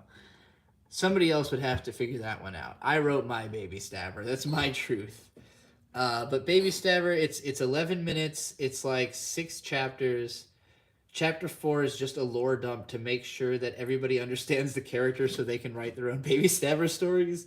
But it does have a complete arc. It's like 6 vignettes that all tie into each other in the end. So it's got a sort of a satisfying ending. But it's about the war between angel babies and baby stabbers, basically. That's the broad plot, is the war between angel babies and baby stabbers. But most of it is just the introduction of Baby Stabber and what he's about, which is stabbing babies head through the top of the head with a knife that is as long as a baby. So generally, he takes a knife the length of a baby and he puts it through the baby's head and the rest of the baby, so that it's like a popsicle sort of afterwards. He doesn't like eat it or anything. He doesn't. This sentence doesn't appear in the book. I just now came up with that it's like a popsicle. This is basically a Baby Stabber sequel now because creativity got involved. But that's as far as I'm taking that. You can go listen to Baby Stabber. It's an audiobook here on the channel. It's also the text version is on my Substack. I think I had released it there first to like Substack backers. So, because I respect my Substack backers more than anybody else, and so they get the most reward because they used the platform that I always insist I prefer. So I give them extra bonuses that other people don't get on other platforms. Because I'm crazy. Agadine with Russian $5. Rant about Yoshihiro Togashi revealing the ending of Hunter x Hunter because he might not live to finish it, and how manga just takes so damn long to make. Did he really do that? Did he already reveal the ending? Can I go like read that? I'm not gonna spoil it for the chat or react to it yet, cause. But is that a thing that he's like actually doing? Because that's wild. If so, I mean, I've thought about this kind of shit. Like, I don't know. I do think your 30s is definitely the decade when death really starts coming into sharp focus because almost guaranteed people you know are dying. Like, by this point, like, you gotta have some people you had some connection with be dying by the time you're in your 30s. And so you start thinking about, like, okay, well, what did that person leave behind? Or, like, how much time should I count on myself having to do whatever I'm trying to do? And like, if you watch Kentaro Miura die and you watch fucking Akira Toriyama die, both of them relatively young for like beneath Japanese life expectancy, and both from like fucking like brain aneurysms, sudden like a lifetime of stress suddenly catching up to you at once. And Togashi has already been dealing with that for like 15 years. So he's like, yeah, odds of me living long enough to finish this manga are not high. And yeah, it's a very labor intensive process that like in the beginning these people are just so hungry to prove themselves and so ready to just lose themselves in their work that they can do it. But then that's like the standard they're now being held to is like what you did when you were trying way too hard. And like everyone in the world has now seen that that's possible, but it's not probable, and most people should never be held to that standard. And like even the people who hold themselves to that standard, they shouldn't. They like for their own health should not try to be at a self-destructive level of productivity. Like as many streams as I'm doing right now, this is not as self-destructive as I have been in the past about like doing too much work in a day, because the great thing about streams is I don't have to edit shit. I can turn this off and then go about my day as if I did not just make a stream. If I want to, I can go edit clips. Like the other day I edited a whole bunch of them. So I've got a bunch of them scheduled coming out, like my Jeremy the Quartering's fuckable face video that's coming out in 2 days, where I just rant for 12 minutes about how fuckable Jeremy the Quartering's Kippora Gabora looking face is, and also how he would pass if he lost. If Jeremy the Quartering decided to embrace her trans identity, lost 50 pounds in the beard, she'd pass better than me. She would be on OnlyFans. It wouldn't be like an OnlyFans. It would be actually an OnlyFans. I'm telling you. All right. Did I finish answering that question? I think so. Okay, next question. The Falling Star with 199. Thank you. Is Ano your favorite thinker in this business? Interesting question. No, I don't think so. I don't think Ano's much of a thinker. He's much more of an impressionist, I would think. Like, if we're talking about Hideaki Anno, I assume you're talking about. Like, I think he's a dude who doesn't know how to use words almost like at all, except for if he is describing in technical detail how something works. And the only things he knows in technical detail how they work are like military machinery, animation, and like certain aspects of history. So like he can communicate about certain things. Otherwise, he has to draw you a picture. And if the picture doesn't communicate what he's trying to say, oops, too bad. I have no idea how to communicate this better. Um, so yeah, I would say Ano probably not a big time thinker. I think he probably is more of a doer, more of a hands-on, like, you know, just builder. Miyazaki's a little bit more of a thinker because he's like an essayist who's written all these opinions about anime over the years. I've got 2 books of compilations of bullshit Miyazaki said about how anime is dying since 1976. Like, that guy won't stop thinking. But he's right. All the stuff he says is right. And there are plenty of other blowhard anime industry veterans who, have had opinions for decades, and some people respect them on certain things. Most of them are fucking blowhard pundits. Like, most of them are like Bill Maher level, fucking out of touch.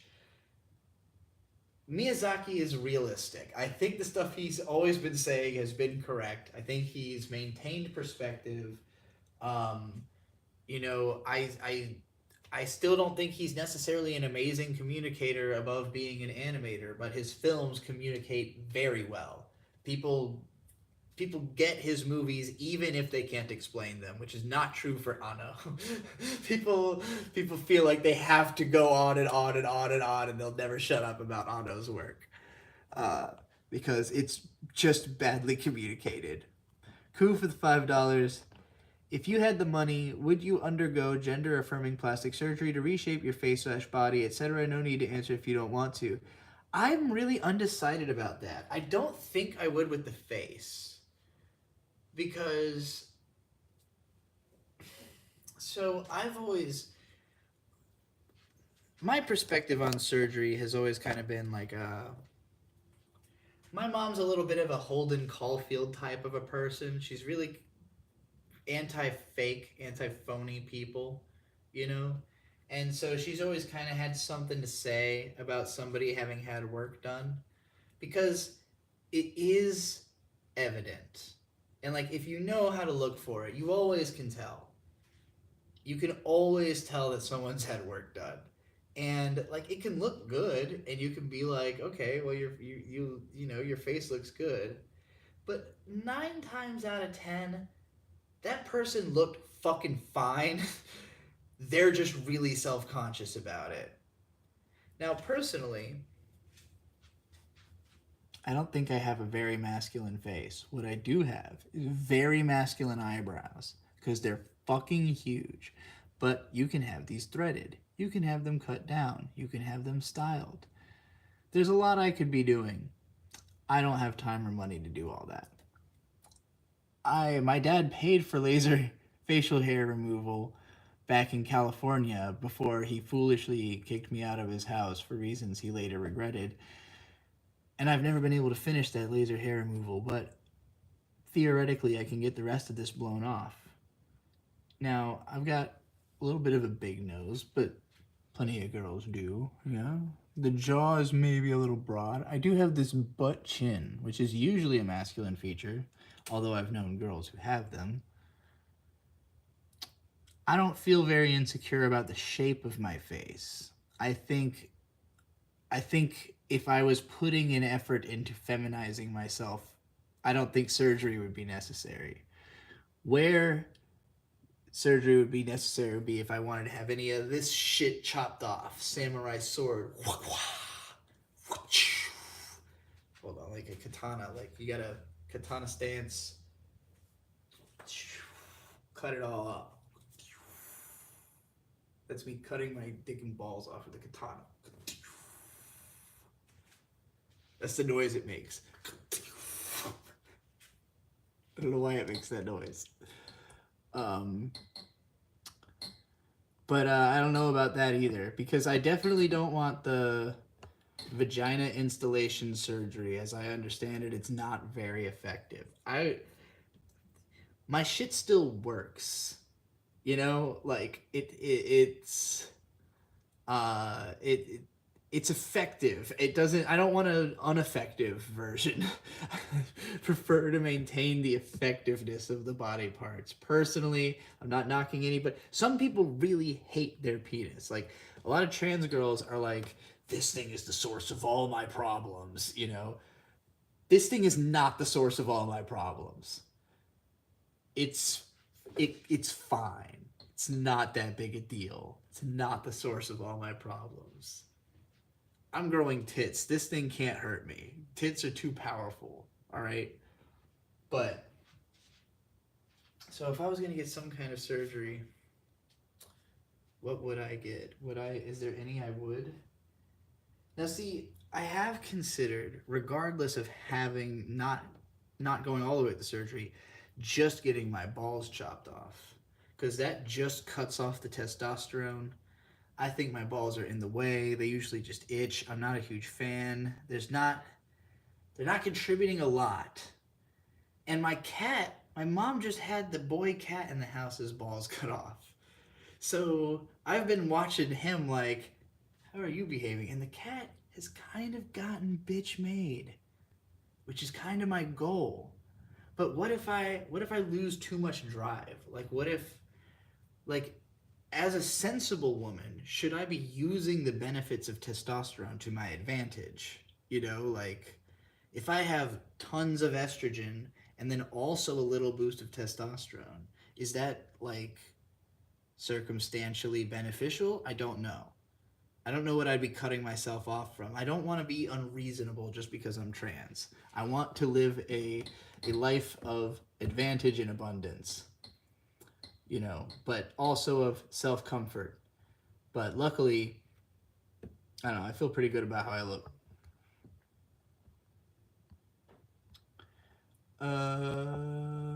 Okay, another super chat here from the Falling Star 499. What then do you feel was the greatest part of Anno's skill when he was in his peak? I don't know that he's not in his peak. I think he's always made great shit. Shot composition. I think his storyboards, because Anno, he can draw mechanical shit really well. He's an amazing, godly animator of mechanical detail. So like if we're talking, you know, even start of his career drawing for Nazca, god talent on an animation level. So that's how he started drawing attention, was just like in college. If you watch Blue Blazes, it's like a heavily fictionalized version of what it was like to go to college with Hideaki Anno. And immediately it was like him drawing a car getting destroyed. That is like what made him an instant legend among his peers, because it was just such good animation. They can't fucking draw people for shit. If you watch the storyboards of the Eva OP, he drew the storyboards. They look like garbage, but the shot compositions are there. So like, it's that he knows how to frame all the elements, and because he's being really conceptual and autistic about it. Like he's not thinking like what is the easiest or like the quickest thing that comes to mind. He's like trying to fit the entire emotion into every frame, you know? It truly is every frame of painting in Evangelion. Like, I mean, literally, they are painted fucking cells, but also, they're good paintings, is what that phrase I think is supposed to mean. Every frame a good painting. Realizing that calling something a painting is not a compliment. I don't know why we do that. But yeah, Anno, he's really great at shot compositions. The images have tons of impact. The emotions to me come through the images. The most impactful scenes in Evangelion are scenes where like the emotions are so heightened in the visuals that it's like blazed into your mind what that scene looks like. There's not a lot of like super memorable dialogue in Ava, except for at like the most like I'm so fucked up or just I feel disgusting, you know, like the most just what's the word I'm looking for? Blunt emotional statements are like the most famous lines in Evangelion. Like the dialogue's not amazing, which is funny because I do think it's I think the writing is good. Like everybody is clever. All of the way that the characters are written is really good, but nothing they say is like anything anyone would ever say in any context. Like it's fun to listen to, but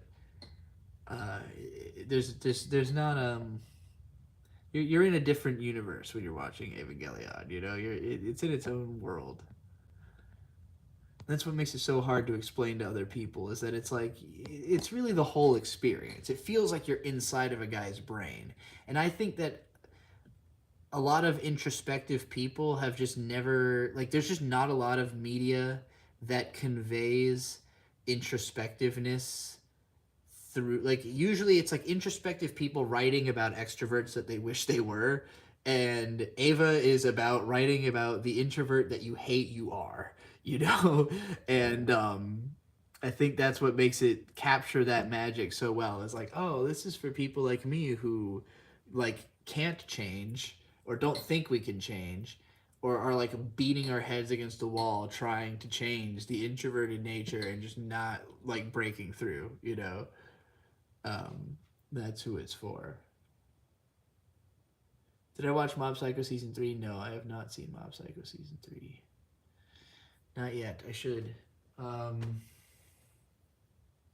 If Bird ends up getting into Mob Psycho, we'll probably end up. I'll watch it with him. But I think he watched the first episode and he didn't really seem that into it, or maybe he was just tired because it wasn't a good time. So I don't know. We'll find out. If he ends up liking it at some point, I might watch it. Otherwise, I don't know. I probably won't, just of my own accord, throw on Mob Psycho. Identify with Shinji so much and I hate it. I mean, it's kind of easy because he's a kid, right? Like, his life is not... Like, if I were to say I relate to Shinji, I mean, like, I did because when I was his age... I felt exactly the same way he did about my life, but the actual circumstances of my life were not similar to his. It's like the feelings were the same, and I could project myself onto him. But as an adult now, looking at Shinji, I'm like, well, he would never end up the way I am because actually his life is quite different from mine. And everything that's happened to me since I was 14 has made me tremendously different from Shinji. But I still get it. I get the character. I fully understand Shinji. I just have grown much beyond being anything like him.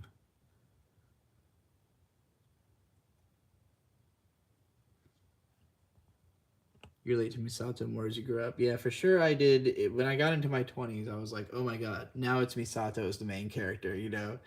I think eventually I'm bordering on getting to the age... Like, I'm obviously not this old, but I'm getting to the age where I think the most relatable character might be Fuyutsuki. Like, just a guy who's just, like, trying his best to keep all of his insane friends from literally killing themselves. Like, I think that's all he's trying to do in that show. Is, like, he basically is just trying to protect Gendo from himself and failing. Nicomancer with $2. How to judge when a kid is ready to watch Ava?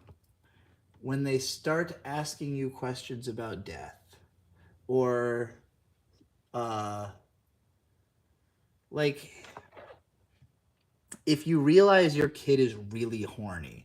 Like, I think everybody wants to like shelter children from sexual content, and I think that's fine. I don't think it's wrong to try to shelter them.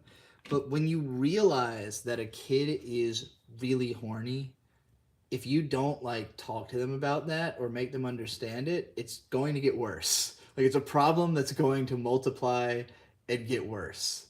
So like, you need to be somewhat prepared to deal with that. So like with Ava, like, it's a show for 14-year-olds it's for 14-year-old incels. Like, the show is for 14-year-old incels. You shouldn't theoretically be an incel at 14 because most people are not getting laid by a 14, but you might have had a girlfriend or like at least kissed a girl or something by the time you're 14. Like if you've reached 14 and you want to be sexually active and you're not, that's who Evangelion is for. JCIL, you really, really need to get off the internet and go back to therapy. Go back to therapy.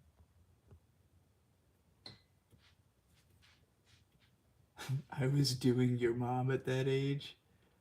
That's unlikely.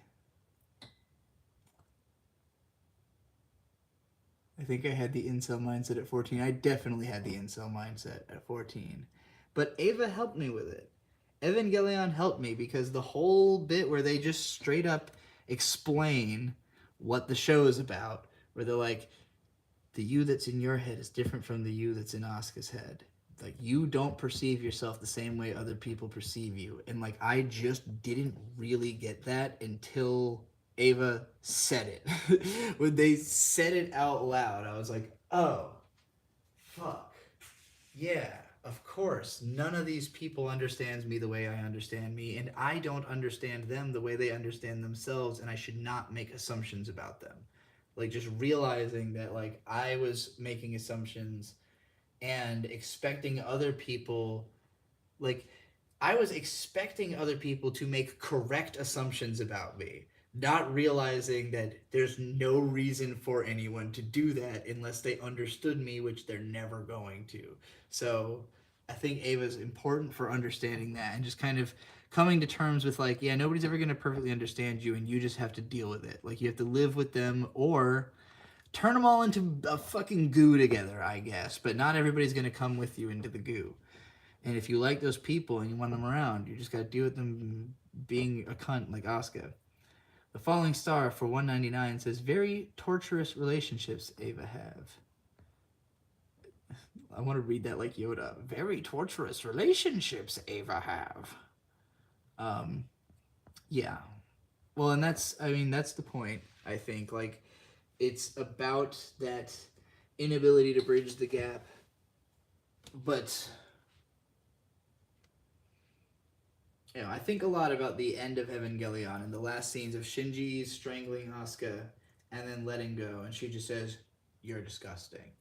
And it's like, fundamentally, it is a masturbatory act of Shinji to decide that he wants to be around Asuka, who doesn't like him or care about him or want him around. She just wants to be alone and not in the goo, you know. But the fact that she says anything at all is kind of like she's willing to have a conversation. She's like, well, you know what? You're disgusting. But we're on the beach together, I guess, you know. Glad his ending with Makinami Mari was a lot happier. You know, I'm glad that the sequel rebuild movies made it so Shinji got to, like, just date a cute girl and be normal. Ano realized that he didn't want his self-insert character to, like, have the shittiest ending imaginable while he got to, like, go live a happy life with his wife. So he rewrote the ending so that his self-insert character goes and has a happy life with a cool lady. Nobody understood why Makinami Mari is the way she is. I think she's probably just his wife. It's probably just Mayoko Ano as like Mayoko Ano's personality put into a cute anime girl. I would bet anything that that's how she came to be. That's what her personality is based on. It's Mayoko Ano. Because that's the type of person I think Mayoko Ano probably is, based on the way she writes herself in her book about being Hideaki Anno's wife. Toothbrush from Nisei Monogatari with $2. Thank you. Thoughts on Angel's Egg? Man, it's been a long time. I'm going to grab a drink before I answer the super chat. My throat is getting parched. Didn't expect this to last so long.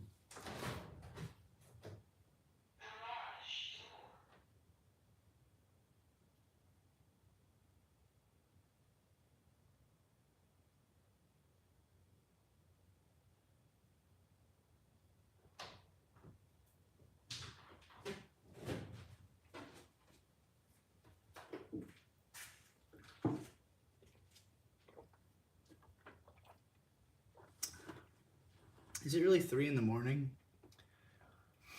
Bird is going to get up for work in an hour, and I'm going to help him wake up in like an hour. So I guess I'm just streaming until it's time for me to help Bird get up for work. He'll probably not be too happy that I streamed all night until I tell him that I made $150, and then he'll be very happy that I streamed all night.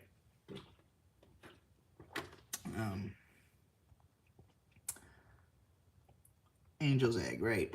I'll get to that other super chat I just got after Angel's Egg. Angel's Egg is a trip. I've only seen it once, and it was a long time ago, but I have seen videos about it. Best Guy Ever has a really good Angel's Egg analysis. It's funny because, like, I watched Angel's Egg, and I felt like I broadly understood the themes, but mostly it was just like a trippy, cool thing to look at. You know, I was like, well, that was neat, you know, and I love the artwork of, damn it, his name is not in my brain. I keep thinking of other Final Fantasy related people. The guy who did the art for Final Fantasy and Vampire Hunter D, and he did the anime 1001 Nights, and Yoshitaka Amano. Damn, fuck, that took me so long. Angel's Egg has Yoshitaka Amano art, and it's directed by Mamoru Oshii, and it feels exactly like both of those things. It feels like, you know, exactly what you'd get from those two people working together, and it's really interesting and good. But I didn't understand it on a very deep level until Best Guy Ever's video about it, which, like, both of us had been waiting because Demolition D had planned to make an Angel's Egg analysis, but then, like, his channel kept getting taken down, and eventually he just, like, I think one time he, like, fully edited it and lost it or something, so he never released it, and then Best Guy Ever finally went, fuck it, I'm gonna do it, and then did, like, a 30-minute, like, vlog style, you know, just breakdown of the movie, and I was like, yeah, this checks out. This seems like you get the movie. So yeah, I personally can't get too deep into its themes and everything. I just thought it's a cool looking movie, but if you do want to understand that stuff, I recommend that video. And then we've got for Australian $10, thoughts on regular egg. From Lisbon Mapping. Actually a good question though. What are your opinion on dumbs in the shower? What are dumbbells? Anyway, I'll answer the question at hand about eggs. Regular eggs. So I'm definitely part of the, like, breakfast is a scam side of things, like, because breakfast food, right, as a concept, breakfast is kind of weird. It's basically like, hey, aren't you hungry when you wake up sometimes? Yeah, eat breakfast. And, like, they convince you it's like an important meal. It's not. It's actually one of the least important meals. I typically don't eat until like 5 or 6 hours into the day, and then I'll eat like probably my biggest meal for lunch, and then something a little smaller for dinner, and some snacks throughout the day.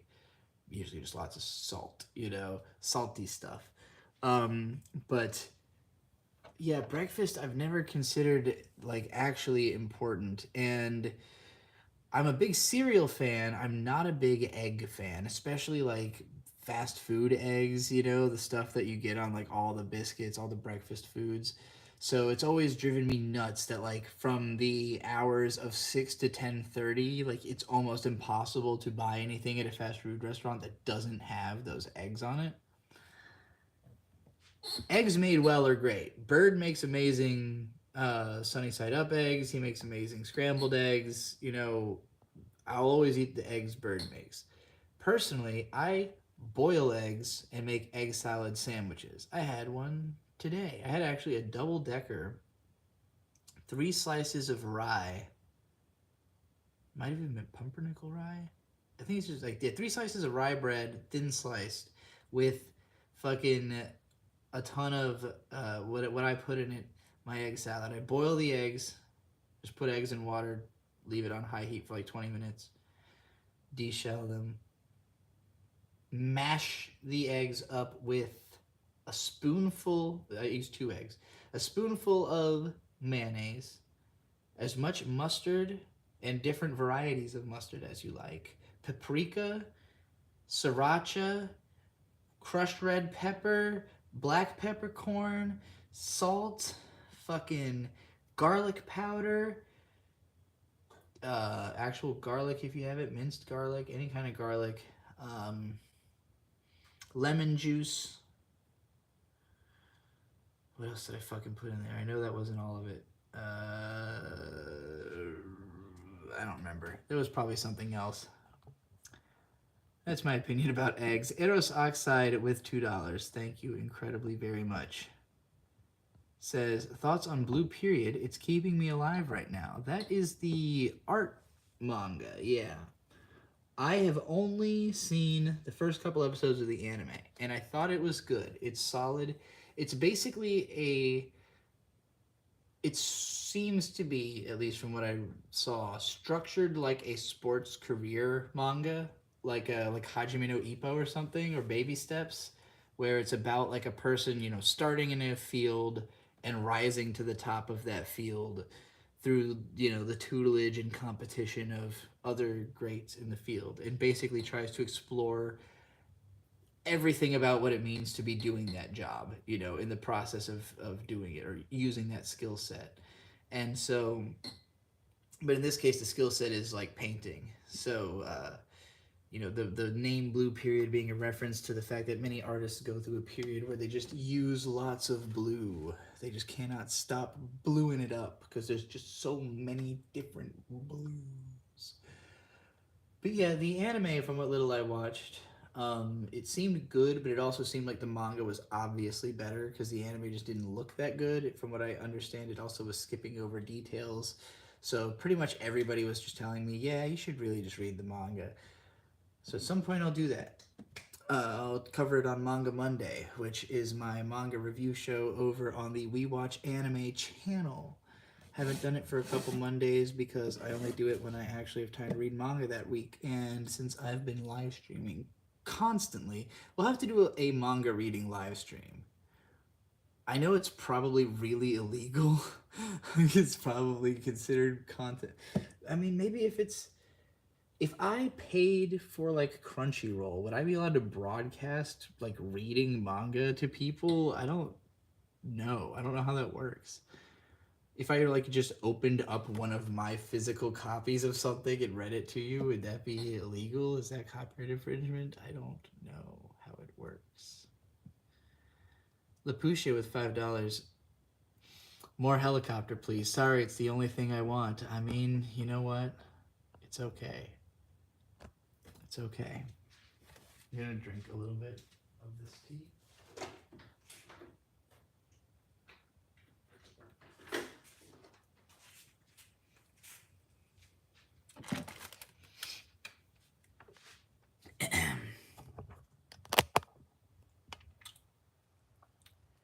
He's coming north. Time to intercept 3 minutes. Shit. How long until he gets us on thermal? 90 seconds with the gown on. Danger has swept away Axis's hesitation. Shit. He's not quite zero aspect. Yeah, he's coming up a few degrees off our heading. He's not sure exactly where we are. He's hunting. He'll be sure soon enough. Can we kill him? With sidewinders? Axis pauses articulately. The target is 20,000 feet above us, and he has a laser that can blind our missiles. We'd have more luck bailing out and hiking. Alright, I'm gonna fly us out of this. Sure. Just check the gun. 10 times already, Barb. That was a whole segment. I barely understood what was happening there. They were in combat? Am I in an Ace Combat episode? Is there a show of Ace Combat? What the fuck is helicopter? This is I Sexually Identify as an Attack Helicopter, a short story that I've been being paid to read in piecemeal by Lapucia all night. I feel like I could go for 4 more short paragraphs. I feel like that's fair for $5 because I didn't understand that bit. When climate and economy and pathology all went finally and totally critical along the Gulf Coast, the federal government fled Cabo fever and Vard 2 to huddle behind New York's flood barriers. We left 1,106 local disaster governments behind. One of them was the Pear Mesa Budget Committee. The rest of them were doomed.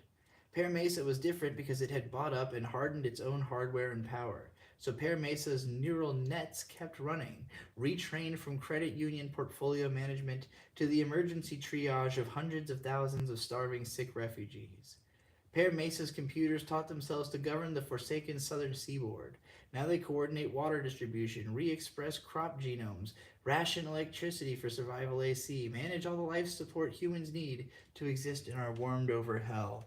This is now going over my head with whatever the fuck. The lingo has lost me. Too much technical jargon that I don't understand anymore. Sosha with $4.99 wanted to thank you for shaping my childhood with your videos. Since I was 10, you should not have been watching my videos when you were 10. Your parents neglected you. I'm sorry. How have your thoughts changed since the anime autism video? Like about anime and autism? Well, so I mean, the autism spectrum is very real and everybody's on it. But I think that a lot of symptoms of autism are very similar to other forms of neurodivergence and just under socialization. And so I think there's like it's hard for me to tell what is like autism and what is just adjacent to autism, when it comes to being neurospicy, as they call it up in Washington. Um, the in autism levels explained, I was very fixated on using autism as my main lens for talking about like that particular like just the whole spectrum of what falls under like autistic behavior and attitudes. And again, I just think there's enough places where it's like, well, this is like adjacent to autism, but it's actually more of this other thing. And so I've tried to be more specific and use autism less as like a blanket term for everything, and try to be more like, okay, this is like really dissociative, or this is like really, fucking BPD or whatever. Like there are places where these all cross over, but each one is kind of its own thing. And so I want to identify it by more specifically. So I'm only going to really talk about something being autistic if I think it's like definitively autistic, if I'm like, no, this is what an autistic thing is, which is easier for me to do because I've spent so much time with Mint Salad. And she's like the most like patternistic, like you know I keep saying over and over again. That's how I know I'm getting tired. She's like the platonic ideal of an autistic person. That's the phrase I was looking for. If you've been watching my videos since you were 10, I hope that was at least 8 years ago, because this content is very much for adults, and I would say minors DNI. Although if you've grown up with my content, it's a little late to bail you out, so you're fine. Koof with $2. Rant about Vito Giswaldi and Vito's booty, please. Vito is our fat buddy over on The Biggest Problem in the Universe.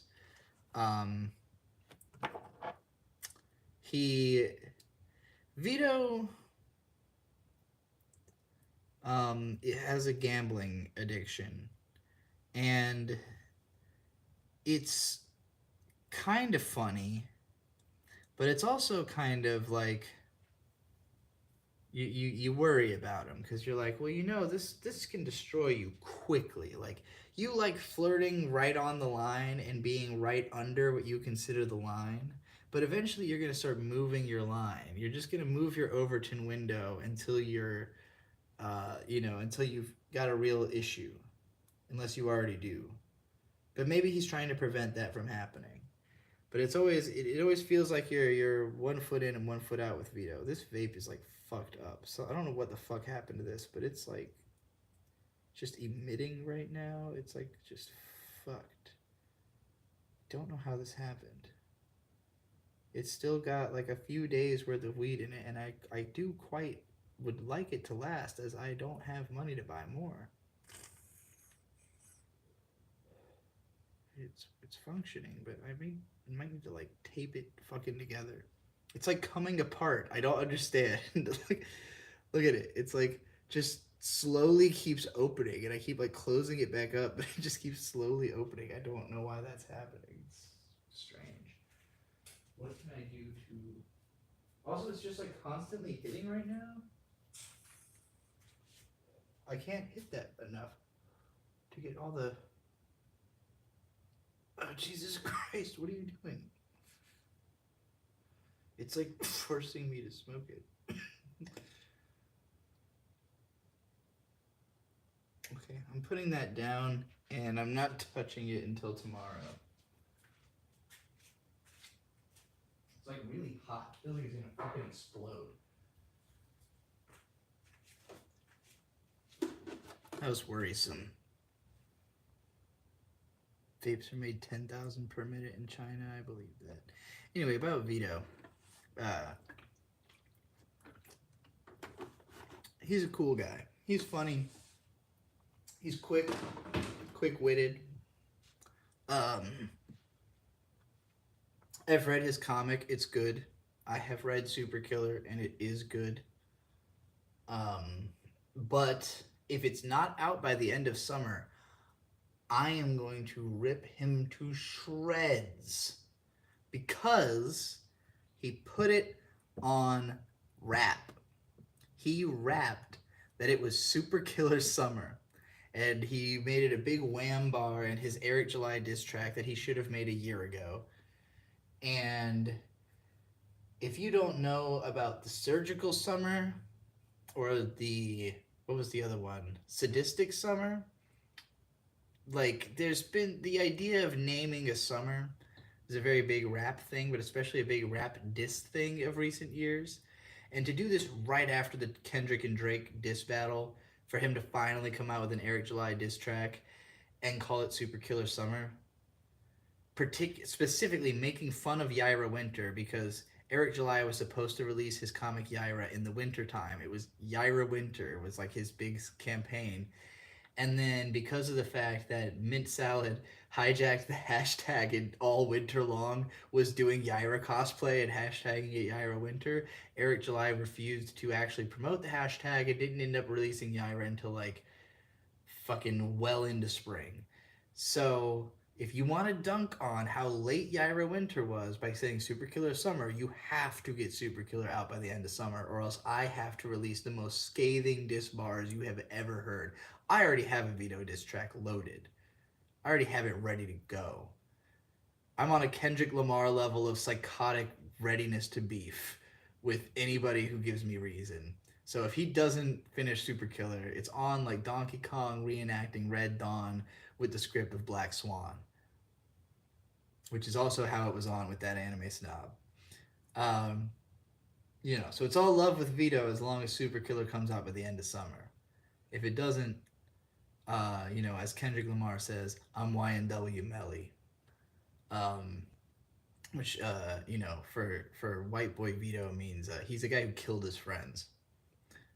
Maybe you do know that. I don't know if Vito's gonna see this. I don't see any reason he would give a shit. He knows I'm just shit talking everybody on the internet for clout and money. Especially Jeremy the Quartering and his fuckable Kapora Gabora face. Alright, I'm tired. There's not another super chat in front of me right now, so I'm thinking I'm going to go to bed in like a minute. God damn it, Lapusha with $10 says more helicopter, please. This is probably my last super chat, but bookmark it for another stream. Okay, I don't have to bookmark it, it's just on archive. Last time. But like all advanced neural nets, these systems are black boxes. We have no idea how they work, what they think. Why do Pear Mesa's AIs order the planting of pear trees? Because pears were their corporate icon, and the AIs associate pear trees with areas under their control. Why does no one make the AIs stop? Because no one knows what else is tangled up with the plant pear trees impulse. The AIs may have learned through some rewarded fallacy or perverse founder effect that pear trees cause humans to have babies. They may believe that their only function is to build support systems around pear trees. When America declared war on Pear Mesa, their AIs identified a useful diagnostic criterion for hostile territory, the posting of 50-star American flags. Without ever knowing what a flag meant, without any concept of nations or symbols, they ordered the destruction of the stars and stripes in Pear Mesa territory. That was convenient for propaganda, but the real reason for the war, sold to a hesitant Congress by technocrats and strategic ecologists, was the ideology of scale atrocity. Pear Mesa's AIs could not be modified by humans, thus could not be joined with America's own governing algorithms, thus must be forced to yield all their control or else remain forever separate. And that separation was intolerable. By refusing the United States administration our superior resources and planning capability, Pear Mesa's AIs condemned citizens who might otherwise be saved to die. A genocide by neglect. Wasn't that the unforgivable crime of fossil capitalism, the creation of systems whose failure models lead to mass death? Didn't we have a moral imperative to intercede? Pear Mesa cannot surrender because the neural nets have a basic imperative to remain online. Pear Mesa citizens cannot question the machine's decisions. Everything the machines do is connected in a way no human can comprehend. Disobey one order and you might as well disobey them all. But none of this is why I kill. I kill for the same reason men don't wear short skirts, the same reason I used to pluck my brows, the same reason NB people are supposed to be unfair and stupid, yes, but still androgynous with short hair. Are those good reasons to do something? If you say no, honestly no, can you tell me you break these rules without fear or cost? But killing isn't a gender role, you might tell me. Killing isn't a decision about how to preserve your own autonomous self to the world. It is coercive and punitive. Killing is therefore not an act of gender. I wish that were true. Can you tell me honestly that killing is a genderless act? The method, the motive, the victim? When you imagine the innocent dead, who do you see? All right. I like that ending bit. Gonna cosplay as the girl from Ghost in the Shell, Motoko? I don't think I could pull that off even remotely, so no, I'm gonna say no. I like to cosplay characters that I feel like I look enough like to pull them off. Oh, I feel like I saw. Oh, I want. Although I'm not as short as she is, I do think I could do Free Ren reasonably. I think, with the wig and everything. I don't have green eyes. I'd have to get contacts, I guess. But I think I could do a reasonable Free Ren cosplay. All right, everybody.